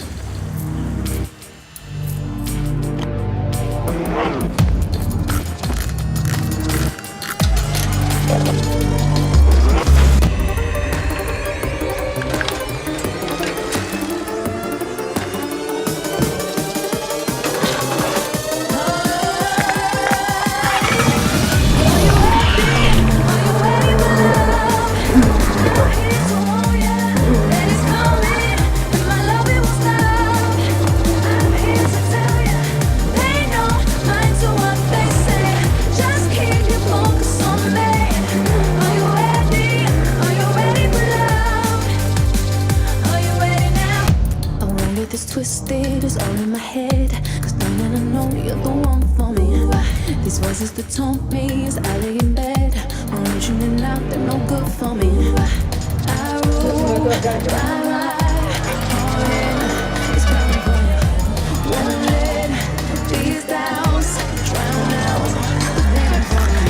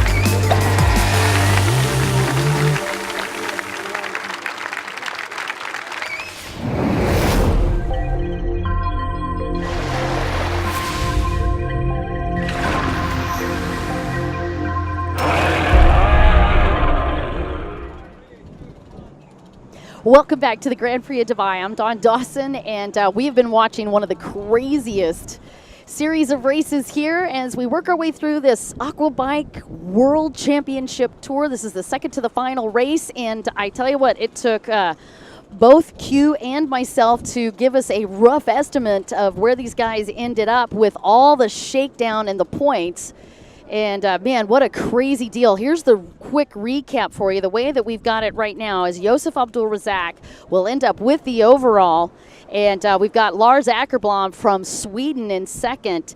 And in third, Jeremy Perez. All of that, of course, unofficial till they get past all the different officials they have to get past to go to that final part. But unofficially, I'm going to let you know that's how we have it for our top three. Again, Josef Abdul-Razak, Lars Åkerblom, and Jeremy Perez. And I tell you what, it has been one heck of a ride this weekend, and I'm grateful to be able to get the opportunity to catch up with one of my favorite riders, Josef. It has been a little bit of a crazy weekend for you, my friend. Good grief. I'll wait till they get that microphone on you. Wait for it. Oh my gosh, this is crazy, crazy stuff. Well, here's a little bit of the recap, right? You come into this final moto, and Bushel has 41 points, Lars Ackerblom with 33, and you with that stellar win yesterday in moto number 10 had 25. So that's how it looked, right?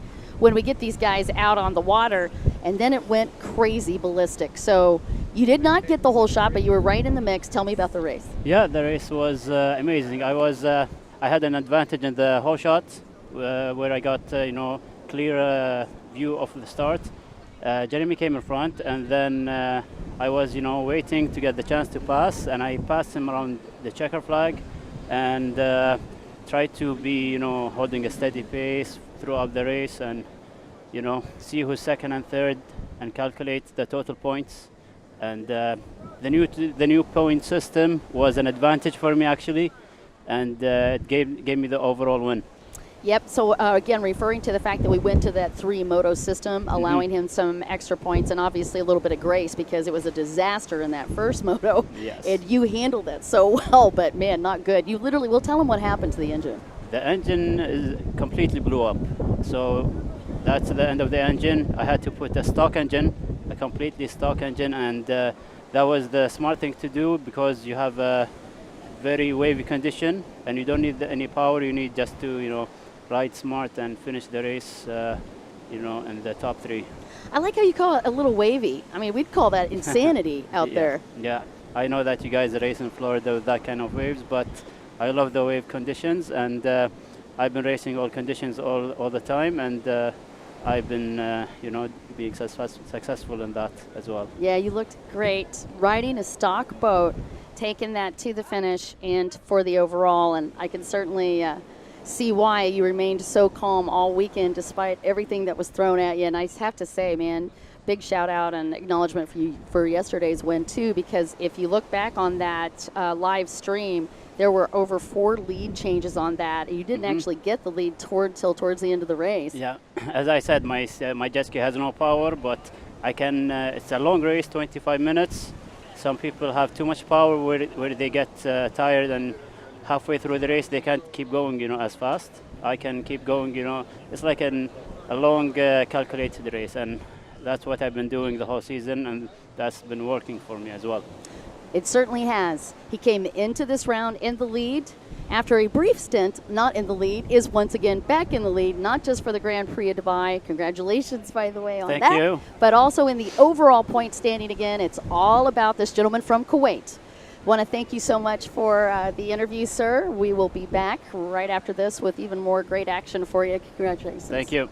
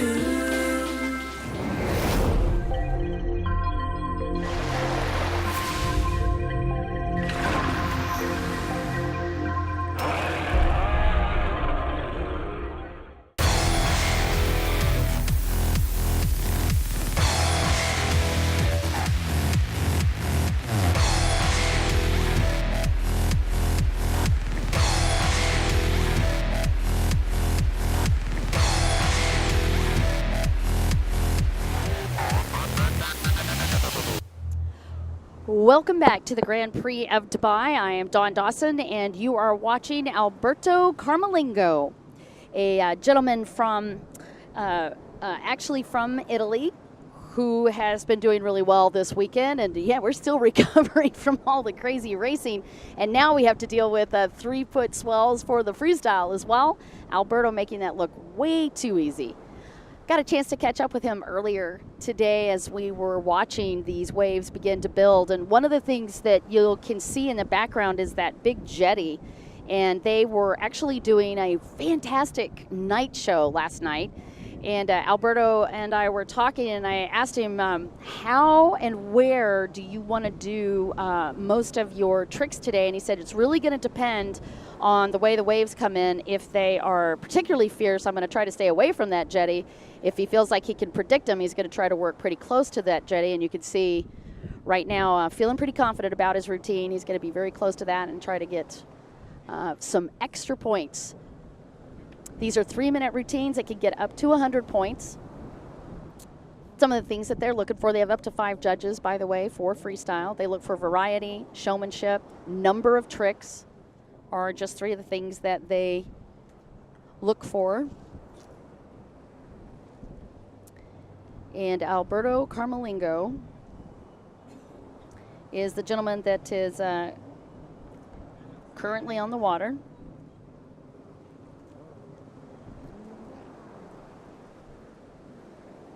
He's a freelance technician. Oh, upside down, trying to deal with these very nutty race conditions and also freestyle conditions. Looking back on last night's turn of events, it was Carmelingo who ended up in sixth place. Yaroslav Turner, up until yesterday, was having a tough time getting his boat running, was able to come out there, and that is going to do it for Alberto Carmelingo. And a great job for this freelance technician out of Italy. He lives in Montecarlo, 42 years old, and he also is riding one of the Richter boats.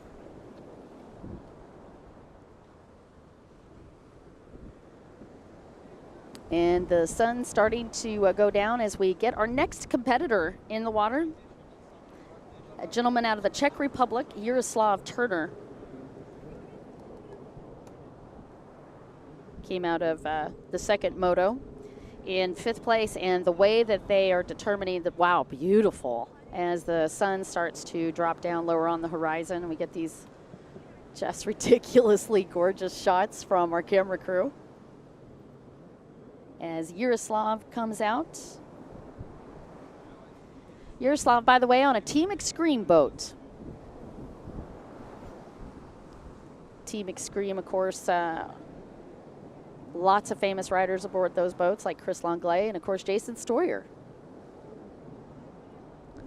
Another great rider for Team Extreme, and very fun boats to compete with. And Yaroslav getting set up. The clock will start when he executes his first trick.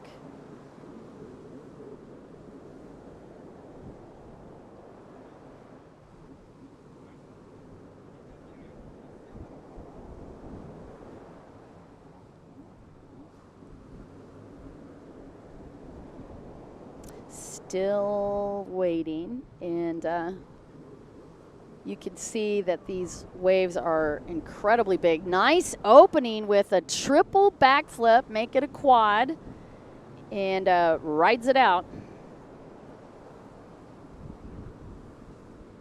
Those water pumps are going to be working extra hard this afternoon. You can see the water coming out of the side of the boat as they try to keep that engine compartment clean. That Team Extreme boat running awesome with a double backflip. And you can see just a few of the people that are watching. Everybody's got their cameras out, obviously.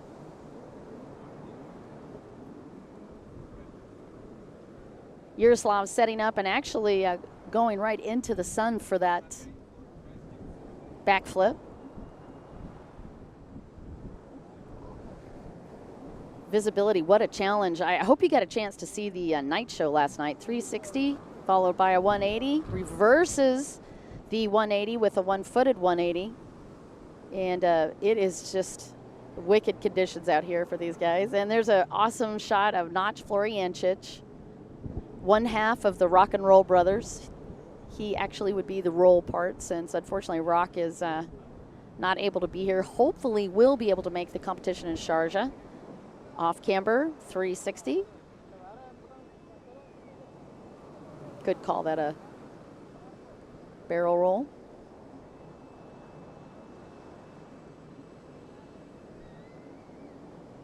These waves pushing incredibly hard into the beach. A little flat 360.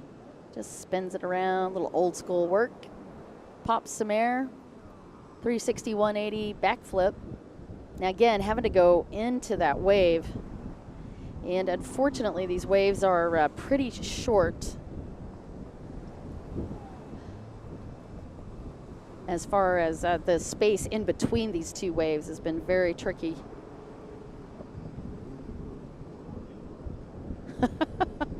Got a couple of great comments today. Loris Barbieri, don't start the race without the live stream. I agree. Thank you, Loris, for watching it. 2 backflips for Yaroslav Turner. I want to say hi to Carolyn Reed, who is watching us, Chris Jonkier, Maria Gazzardi, and appreciate you guys.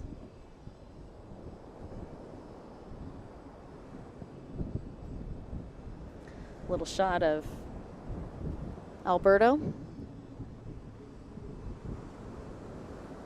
And Yaroslav Turner is the gentleman on the water, 180, 360, 360, back flip. Nice back flip. And I'll make that a double.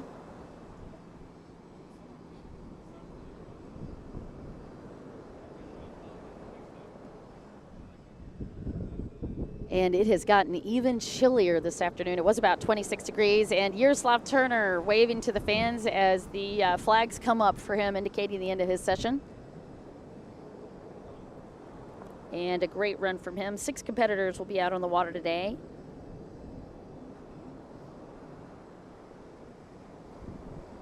And in a crazy turn of events, Notch Floriancic, for the first time this year, actually coming in 4th in a round, that round last night. He's actually on a backup boat that is 50 kilos heavier than normal, really has been inhibiting some of the big air tricks that he's been trying to do. So he will be up next.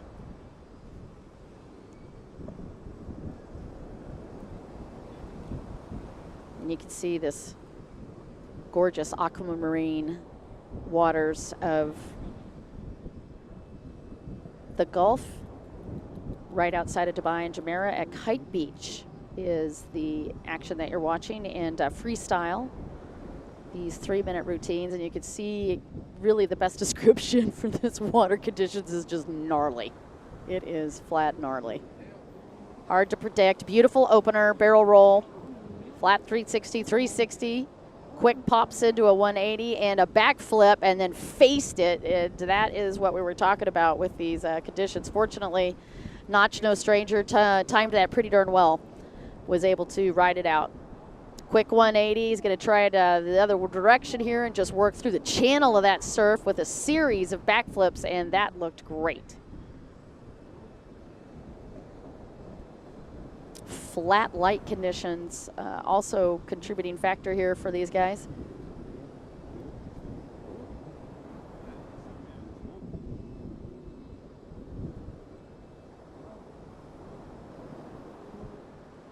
No hander barrel roll for Notch Floriancic, and then he goes right into a tail stand, and he makes that a one-handed or one-footer tail stand. Guess one-handed would be a little tricky.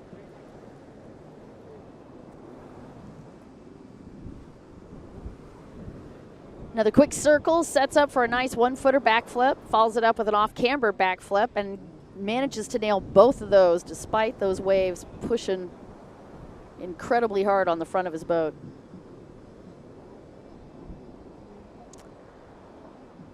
Another off-camber backflip.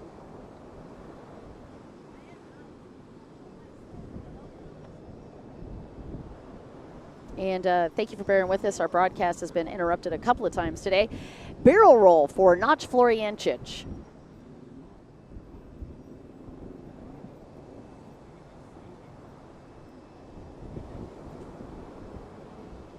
And a nice backflip, yanks it in tight to the chest to get some extra momentum and manages to pull that into a double backflip.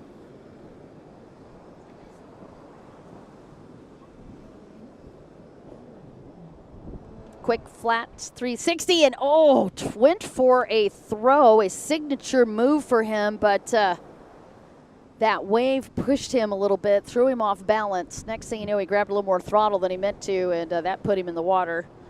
Fast recovery, though, for Notch Floriancic, a 22-year veteran. He's a 3-time runner-up in the championship. He's won twice 2 years ago in Doha and Castro. He's won the podium all 8 races. Well, 8 competitions. Lost the title by just 7 points last year. And you could see the 15-second marks had come up.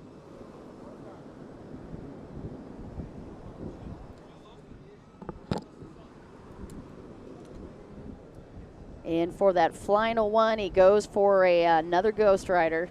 Big throw.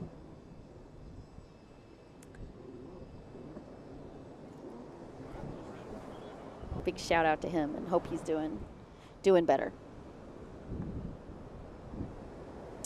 And a beautiful view of our sun as it starts to drop lower and lower over the horizon after an amazing weekend out here at Kite Beach in Jumeirah, right outside of Dubai. And the next gentleman coming at us is going to be a young man out of Russia. His name is Sergei Chemezov. And he had a second place yesterday.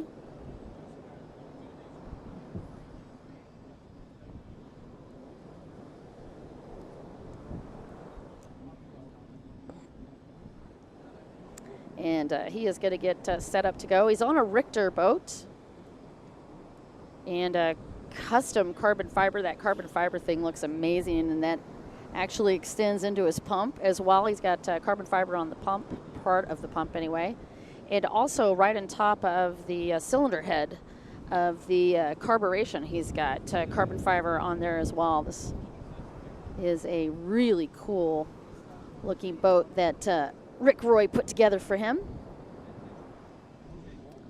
The guy is fairly darn famous at RRB. Off camber, a barrel roll into a backflip. Nice opening routine for a young man. It's only 15 years old. Quick hop. Gonna go for another little setup here. Flat spin. 180. Rides that out. Big 360. Tail stand. Got a little old school action happening.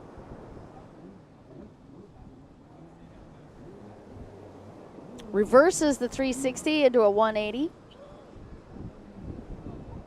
360, 180. By the way, Sergei is the youngest competitor to complete a backflip in competition. He's only 12 years old when he did his first backflip. By the way, before him, the person that was the youngest to ever complete a backflip, quick trivia question in case you want to try to guess, Lee Stone. Another off-camber barrel roll. And Sergei taking a quick look back, trying to set up, and he's doing very nicely in these waves. Wow, 540 into a barrel roll. Nice maneuver. That is incredibly tricky. And Mariani and Carmelingo both liking that. He too playing a risk game here, working very close to the jetty. Nice altitude, big backflip. Thought for a second he was going to skim that. But rides it out, and now that light very, very flat, making it tricky for these guys with the depth perception. 1 footer 360 kicks in. Again, these guys custom boats, usually from top to bottom, including those footholds. A whole series of spins.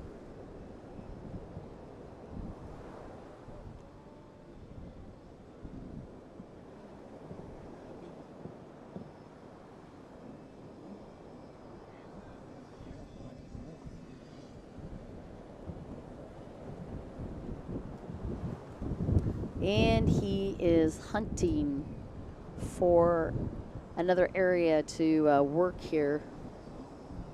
And he's going to move fairly close over to that jetty again. Now, the tricky part of that is it's pretty shallow over there, barrel roll. But it does look like the waves are setting up a little bit straighter for them, a little bit easier to predict. It's pretty choppy depending on where you're looking. Now, the winds, it's actually starting to calm down a little bit, shockingly. And puts his hand up in the air. That is going to do it for Sergei Chemezov from Russia, the 15-year-old that Lee Stone just started working with a couple of weeks ago. And both of them very excited about that. He's had several different coaches working with him. And definitely going to be one of the riders to watch, I think, in the next several years. And you can actually see those waves and how much push they are bringing into that jetty. Our next rider up is just one of the most fun people to watch ever. I got the opportunity to ride home, and we take the buses back and forth to the hotel in between the races. And Roberto Mariani and his family were on the bus last night, and they were just completely hilarious. He is just as much fun on the water as you see him right now. He's a great showman, and he's got a 1,000-watt smile no matter where he is. From Italy. He was the third in the title for the second straight year. He had 114 points, was on the podium 4 of 8 events, finished third both of the events in Luzhou. He's a 14-year veteran and a nice opener for Roberto Mariani. I love the design on that ski, by the way. It's got the bright yellow and black, and then he does the reverse on the other side. Barrel roll, skims right out of that, just showing what a great veteran he is. Super fast, flat 360. First time I ever saw that was Lloyd Berlew, actually, and it's so cool to see Roberto Mariani mix these new school tricks with the old tricks. He's got a lot of fast spins for you, 180s, 360s, reverses the 180s. It's a nice combination. And he's got a couple of signature tricks that he always does as well.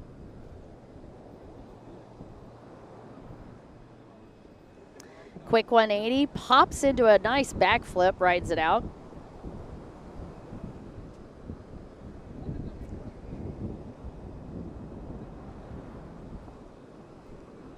Saw that wave coming in, he's like, nope, gonna avoid that.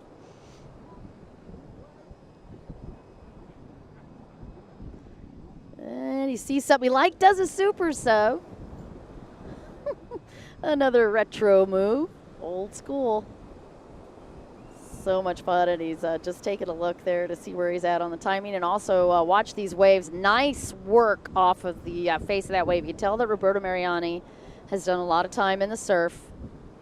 Planned that very well. Nice little backflip.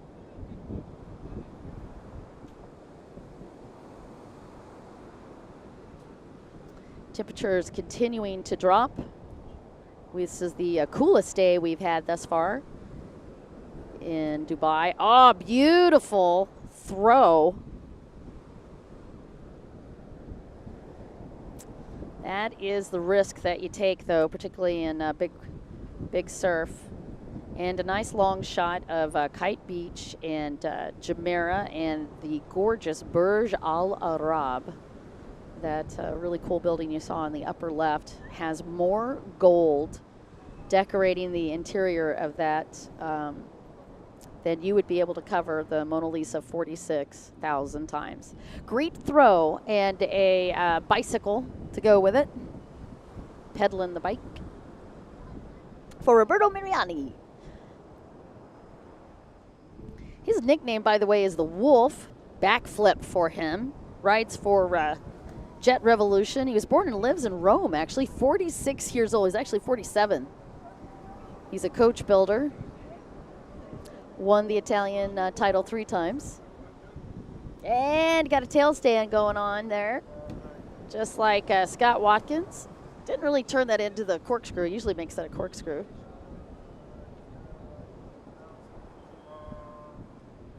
And that is going to do it for Roberto Mariani as he waves to the crowd.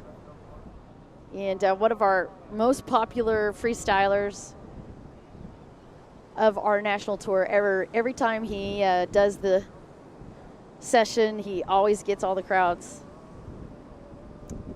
excited for him. So again, special thanks to Roberto Mariani on his run. We'll see how he does. He actually came into this round today in 2nd place.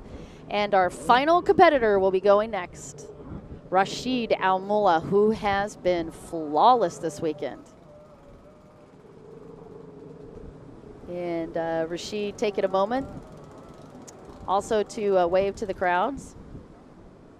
And you can hear the prayers in the background.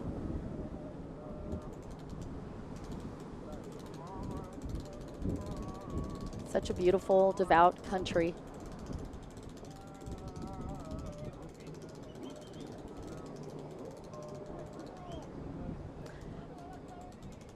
Rashid Al-Mulla, who shocked and wowed everybody last night. He actually got a friend of his, let him borrow a light suit, and he came out all lit up for the night show. An incredible combination that he starts off with, and it is big. Backflip, barrel roll, more backflips, 360, 180, just a part of that combination that Rashid Al-Mulla opened up with, a gentleman that literally and figuratively has not put a foot wrong this weekend for the Grand Prix of Dubai, and he is poised with an overall win here. A nice hood kicker along with a series of backflips, and that combination also landed well. Again, those landings are just as critical as the takeoffs and the complete rotation on the flip. They want to make sure that these guys are in control of the boat on the landing.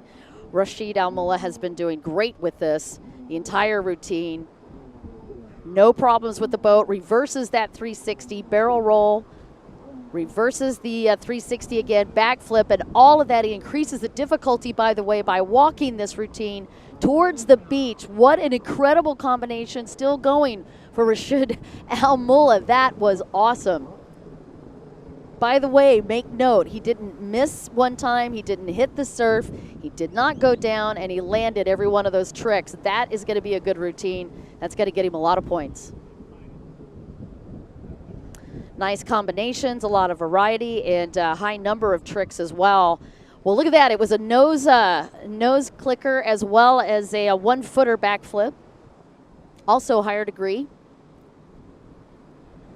of difficulty for him. You can see he rides for Team Abu Dhabi. Rashid Al-Mulla. Backflip, barrel roll, backflip.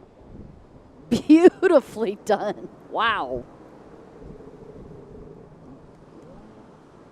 Barrel roll, backflip, and one-hander lander to add to it.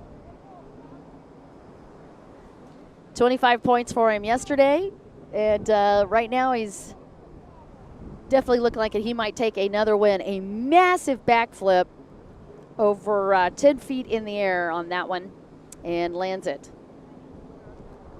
He really loves this boat.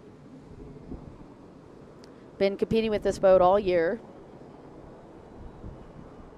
And you can hear the whistle. Sounds like 15 seconds left on the clock, so he's going to go ahead and set up in between these waves. 1, 2, 3. Does a hood grab as well in the middle of the 3 backflips.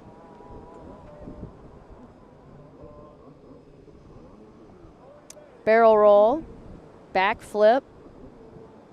Oh, tricky. Actually went that last 2 backflips with not a lot of altitude and momentum and still managed to pull them off. That boat is running very clean for him. Nicely done. Landed that right on the tail. That was actually a rough landing for him. Still rode it out. Nicely done for Rashid Al-Mullah.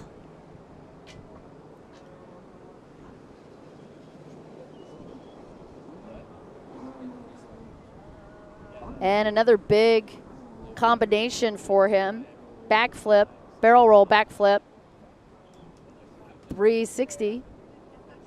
And then he tail stands it, rides it out. And that is going to complete the session for Rashid Al-Mullah.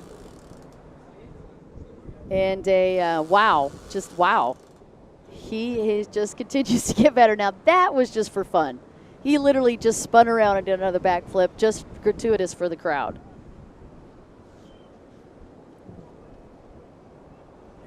And that's been the background that we've been watching all weekend. And you can see that we're already getting ready for our awards ceremony, and we'll be bringing you that awards ceremony live.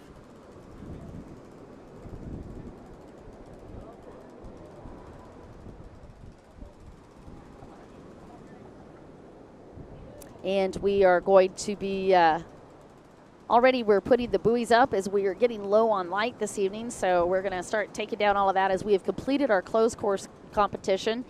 And that's gonna do it for the freestyle competition as well. We have tallied up all of those points. I will let you know what the top 3 is on the freestyle as soon as we get those point standings. Meanwhile, we're getting all the other competitors ready and starting to get them staged over in the awards ceremony area, which is going to happen within the next 30 minutes. And as we do that, you get the opportunity to look at the Burj Al Arab. Enough gold to cover the Mona Lisa 46,000 times. And the Burj Khalifa, which is the tallest building in the world, which I've mentioned a couple of times this weekend. 2,274 feet tall, I believe. And one of the tallest observation decks as well, 124 floors to the observation deck. All right, we will be right back with more action via award ceremony right after this. I'm Dawn Dawson. You've been watching the Grand Prix of Dubai.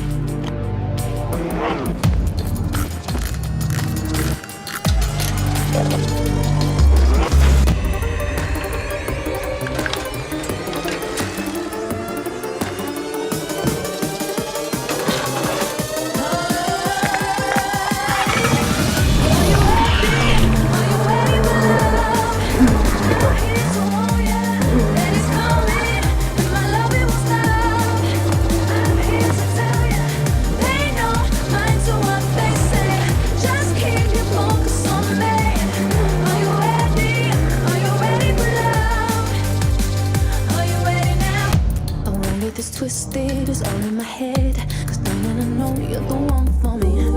These voices that told me as I lay in bed, originally out, they're no good for me. I rule, I ride, all in, it's burning for you. Won't let these doubts drown out the pain for me.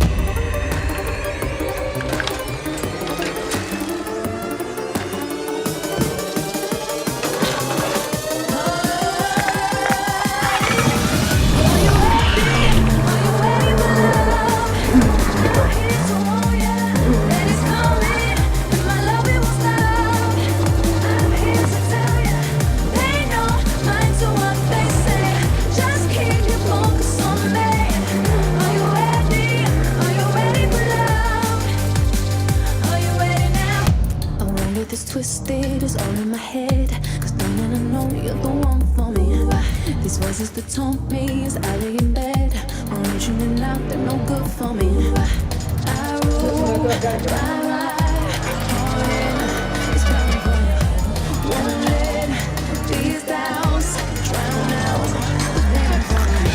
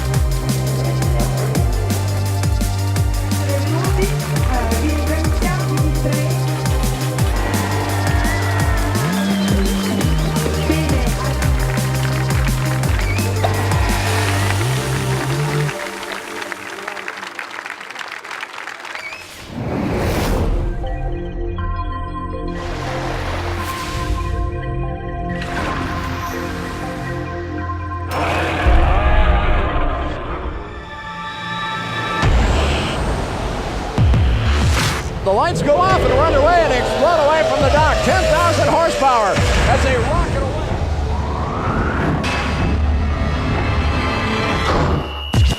Thousands of horsepower unleashed on the circuit. The juggernauts are off. Routine's underway. Oh, beautiful.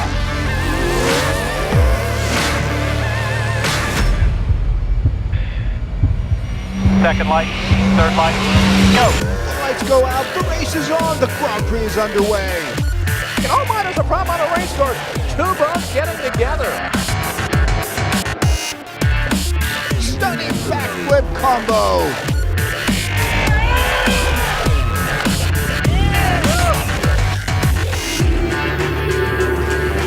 They all have only one objective: to become world champion.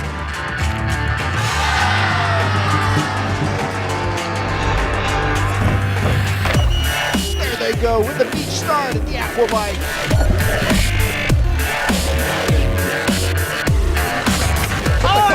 He's gone over. Oh, what a shame. Inside out, upside down, and really it's a head-to-head.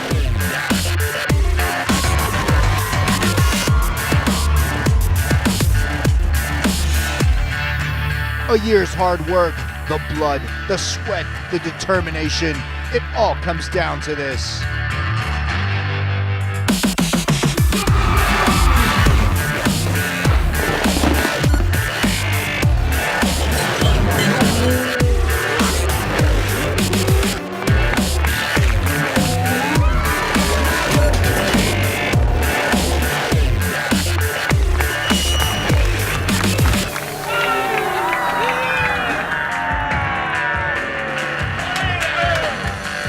No rivals, H2O Racing.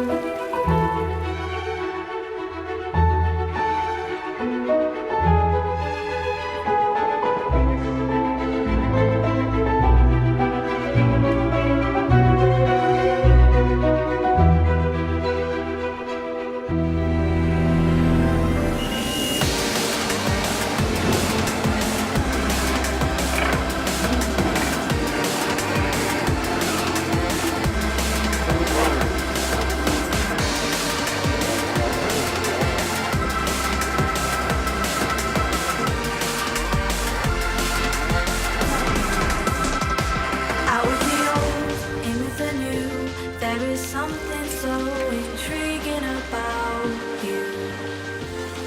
You, up in the clouds, not coming down. I am absent-minded, only minding how.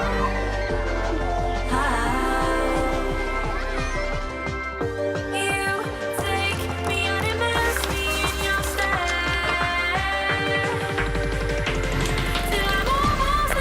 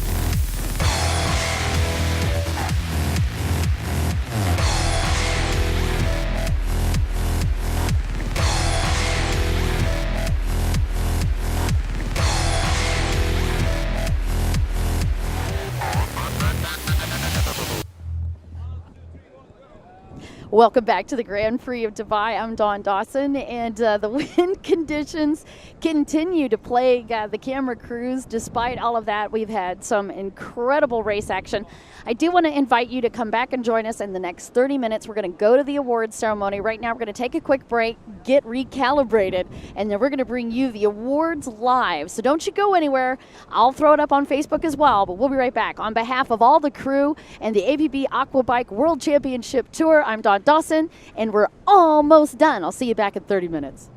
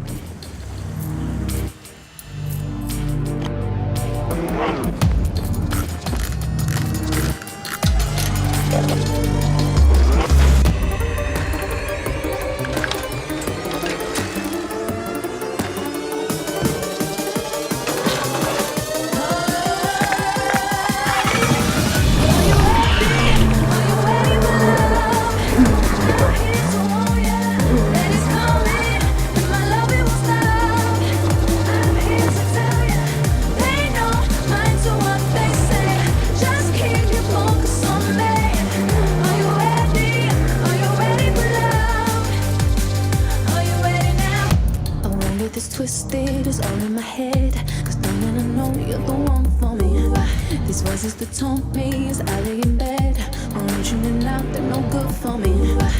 I roll my life, it's bound for you.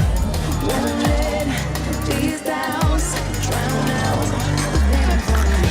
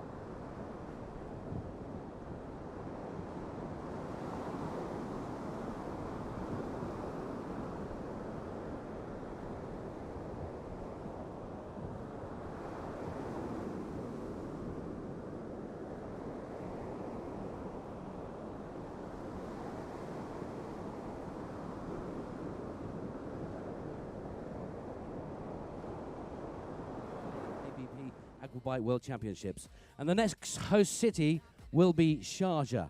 So ladies and gentlemen, let's give a big round of applause to our next host city, Sharjah, and we welcome to the stage Mr. Issam Mohammed Khalifa, who's the manager of Sharjah Tourism Authority.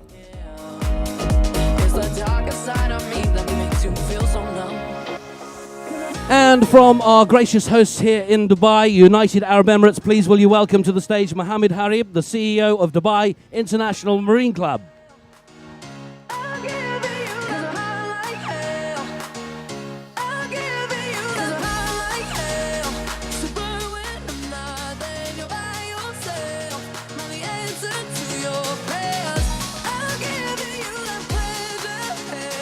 And the flag is handed over to our next host city. May I just say on behalf of Dubai United Arab Emirates, what a fantastic event we've had, and we've thoroughly enjoyed it. And we certainly hope that Sharjah will enjoy it as much as we have.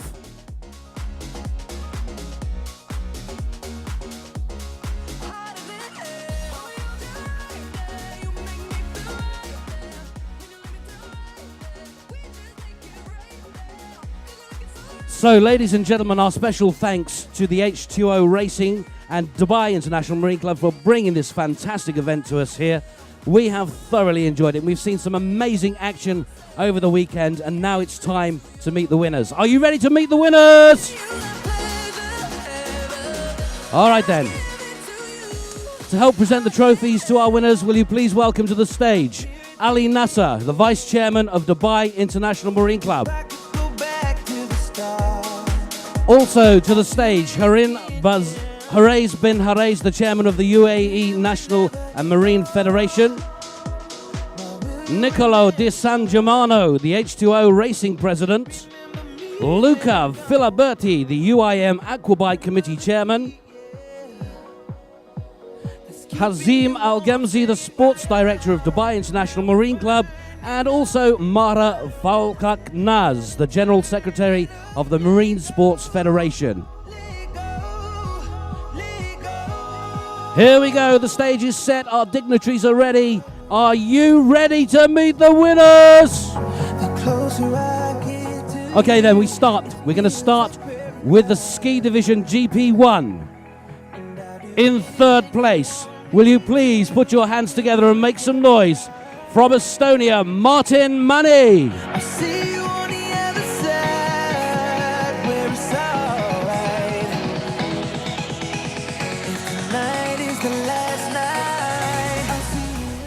Here's Martin, complete with helmet. Ladies and gentlemen, in second place, from Belgium, Quinten Bosch.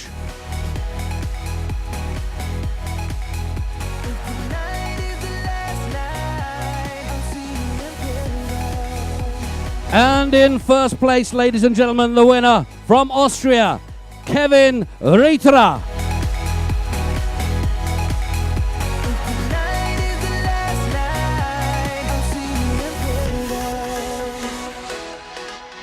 Many congratulations to all of our winners there, ladies and gentlemen. Please stand still, hands together for the national anthem of Austria.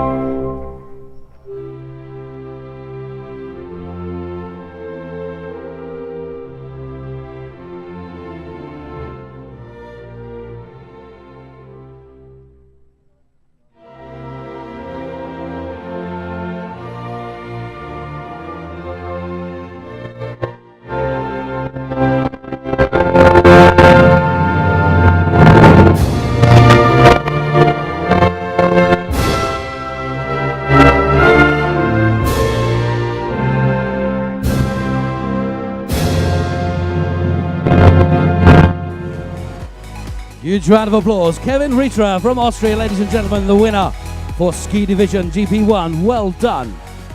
Okay, now to present the trophies, if we could ask the dignitaries to come and present to, first of all, in third place.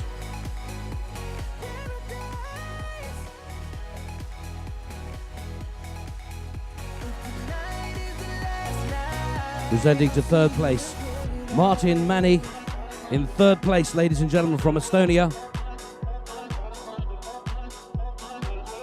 Third place, third place.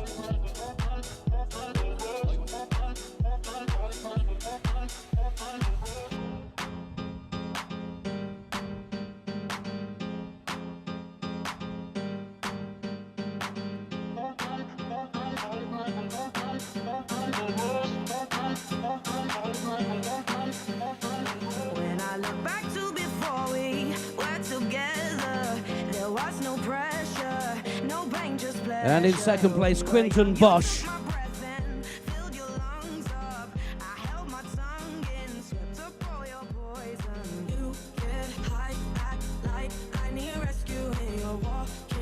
And trophies to Martin Mani from Estonia in third place. Can we give them all a fantastic, huge round of applause, ladies and gentlemen, please? The winners from Ski Division GP1.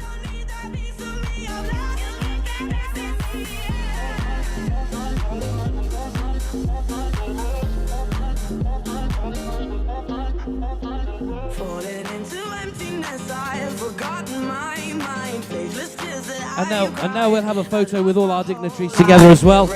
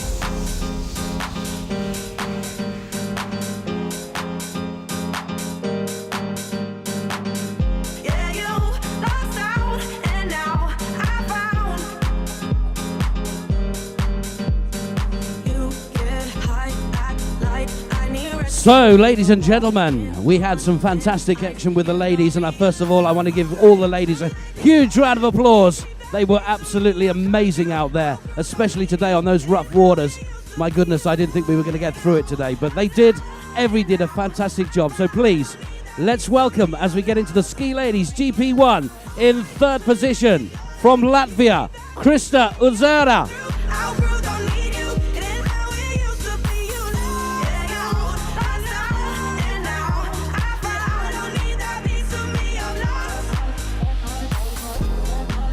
In second place, from France, Estelle Porret. A huge round of applause there for Estelle. She's obviously got a great fan club with her as well. And our winner in first place today, please put your hands together, make some noise for Sweden, Emanuele Ortandel.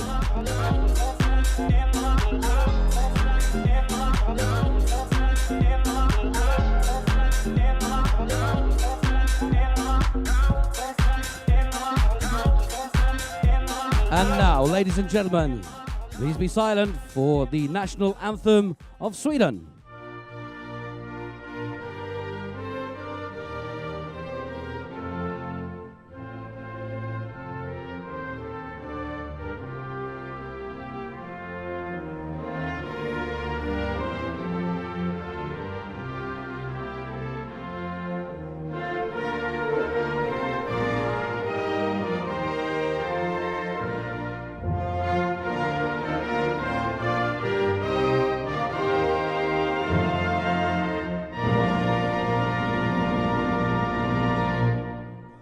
Thank you very much. And now we ask our dignitaries to present the trophies.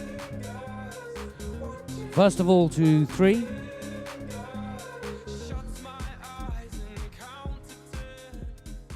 Our third place winner from Latvia, Krista Uzari.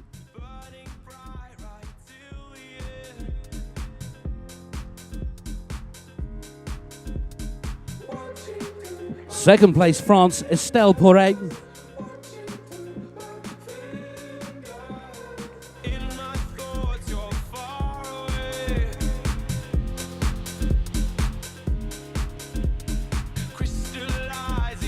And ladies and gentlemen, our champion and winner today from Sweden, Emanuele Ortendal.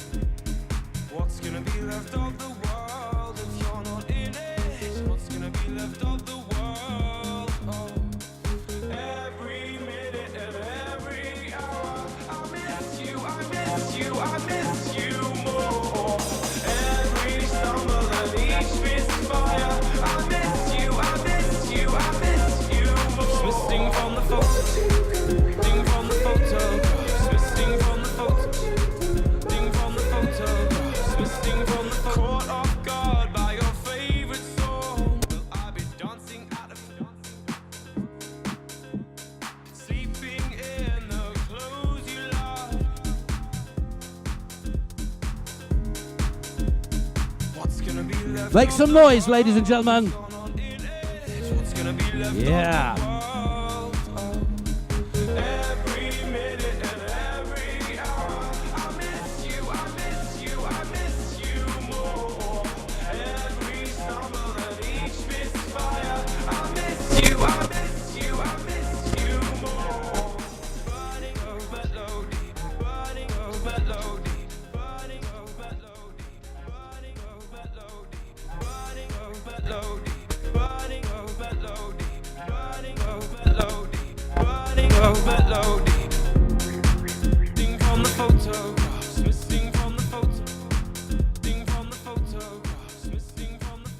Amazing job with the ladies, GP1, well done. Fantastic, there they are, the winners. Okay, on we go, ladies and gentlemen, with the runabout today.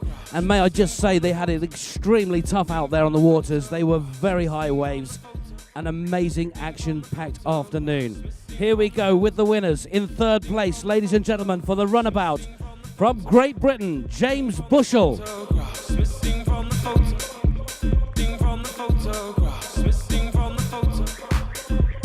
In second place, ladies and gentlemen, from Sweden, Lars Alkeblom.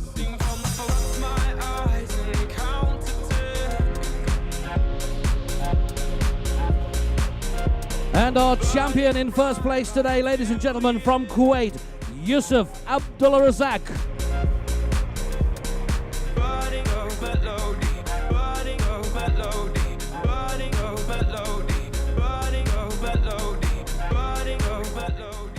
And now, ladies and gentlemen, pray be silent for the national anthem of Kuwait.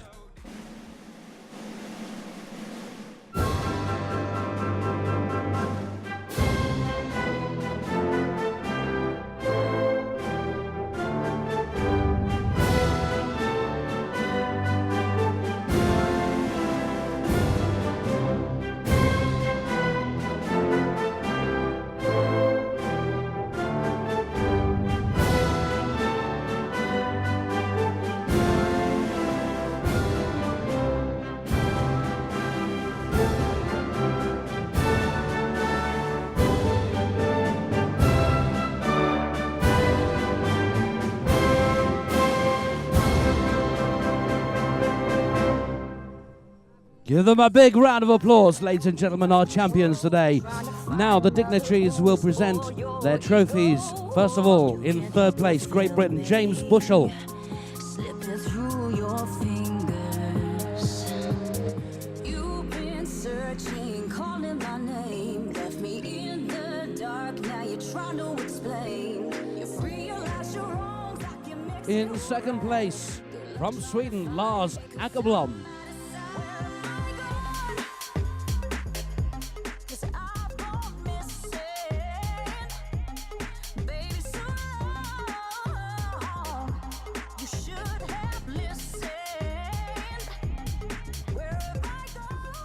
And our champion today, please put your hands together and give it up for Kuwait, Yusuf Al Abdulrazak.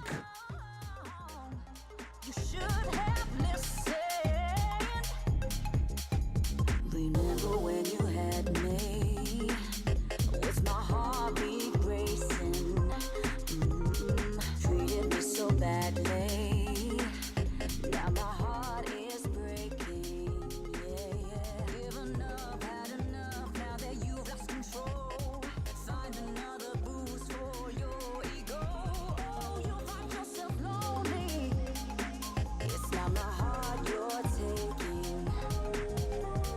You've been searching, calling my name, left me in the dark. Now you're trying to explain. Give them a huge round of applause, ladies and gentlemen, our champions and winners from the runabout session this afternoon and throughout the weekend. What a fantastic job they did.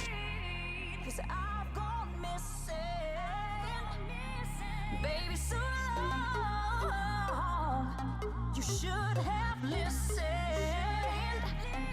Where have I gone? 'Cause I've gone missing. Baby, so long. You should have listened. Where have I gone?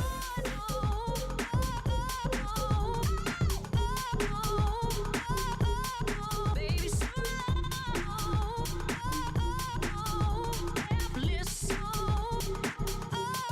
where have I gone? 'Cause I've gone missing. And now, ladies and gentlemen, we present the freestyle class, which I don't know whether you guys were here over the weekend, especially on the night show that they performed for us, but it was absolutely amazing. We've seen backflips galore, way up high, higher than the waves today, and these guys were truly amazing. And I'm sure you'll agree with me, they deserve a huge round of applause for their efforts. It truly was spectacular. So let's go, ladies and gentlemen, with the freestyle class. In third place from Slovenia, Nak Florian Cici.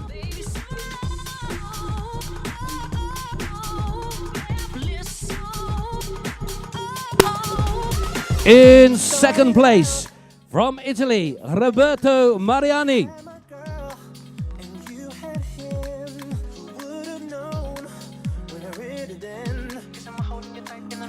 And the winner in first place today, ladies and gentlemen, from the United Arab Emirates, please welcome Rashid Al Mullah. Could have cheated, but knew that'd be wrong. Even though we came close. To get you out of my mind, I didn't do it time if I slipped to commit a crime. More than just May I just say, ladies and gentlemen, if you were privileged enough to be with us yesterday evening, you would have seen our champion. Yes, you would have seen our champion, Rashid Al Mullah, in his light suit. He was all lit up like a Christmas tree at night, ladies and gentlemen, doing amazing backflips, and he truly deserves that top spot today. So give it up for our champions, especially the United Arab Emirates, Rashid Al Mullah. Okay, so we'll ask the dignitaries to present the trophies now. But first, we'd like you to stand for the national anthem of the United Arab Emirates.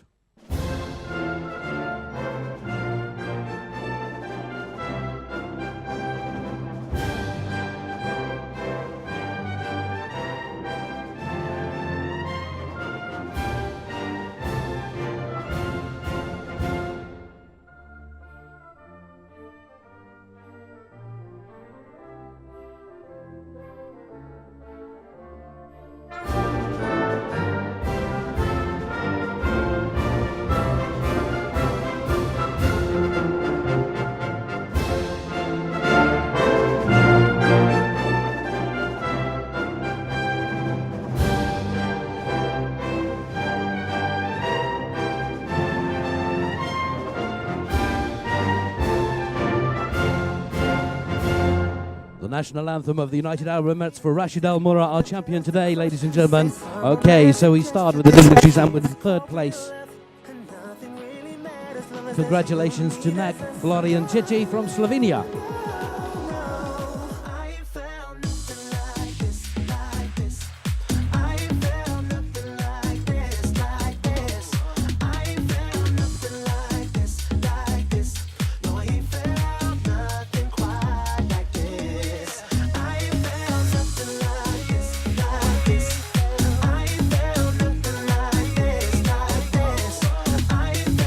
In second place, Italy, Roberto Mariani.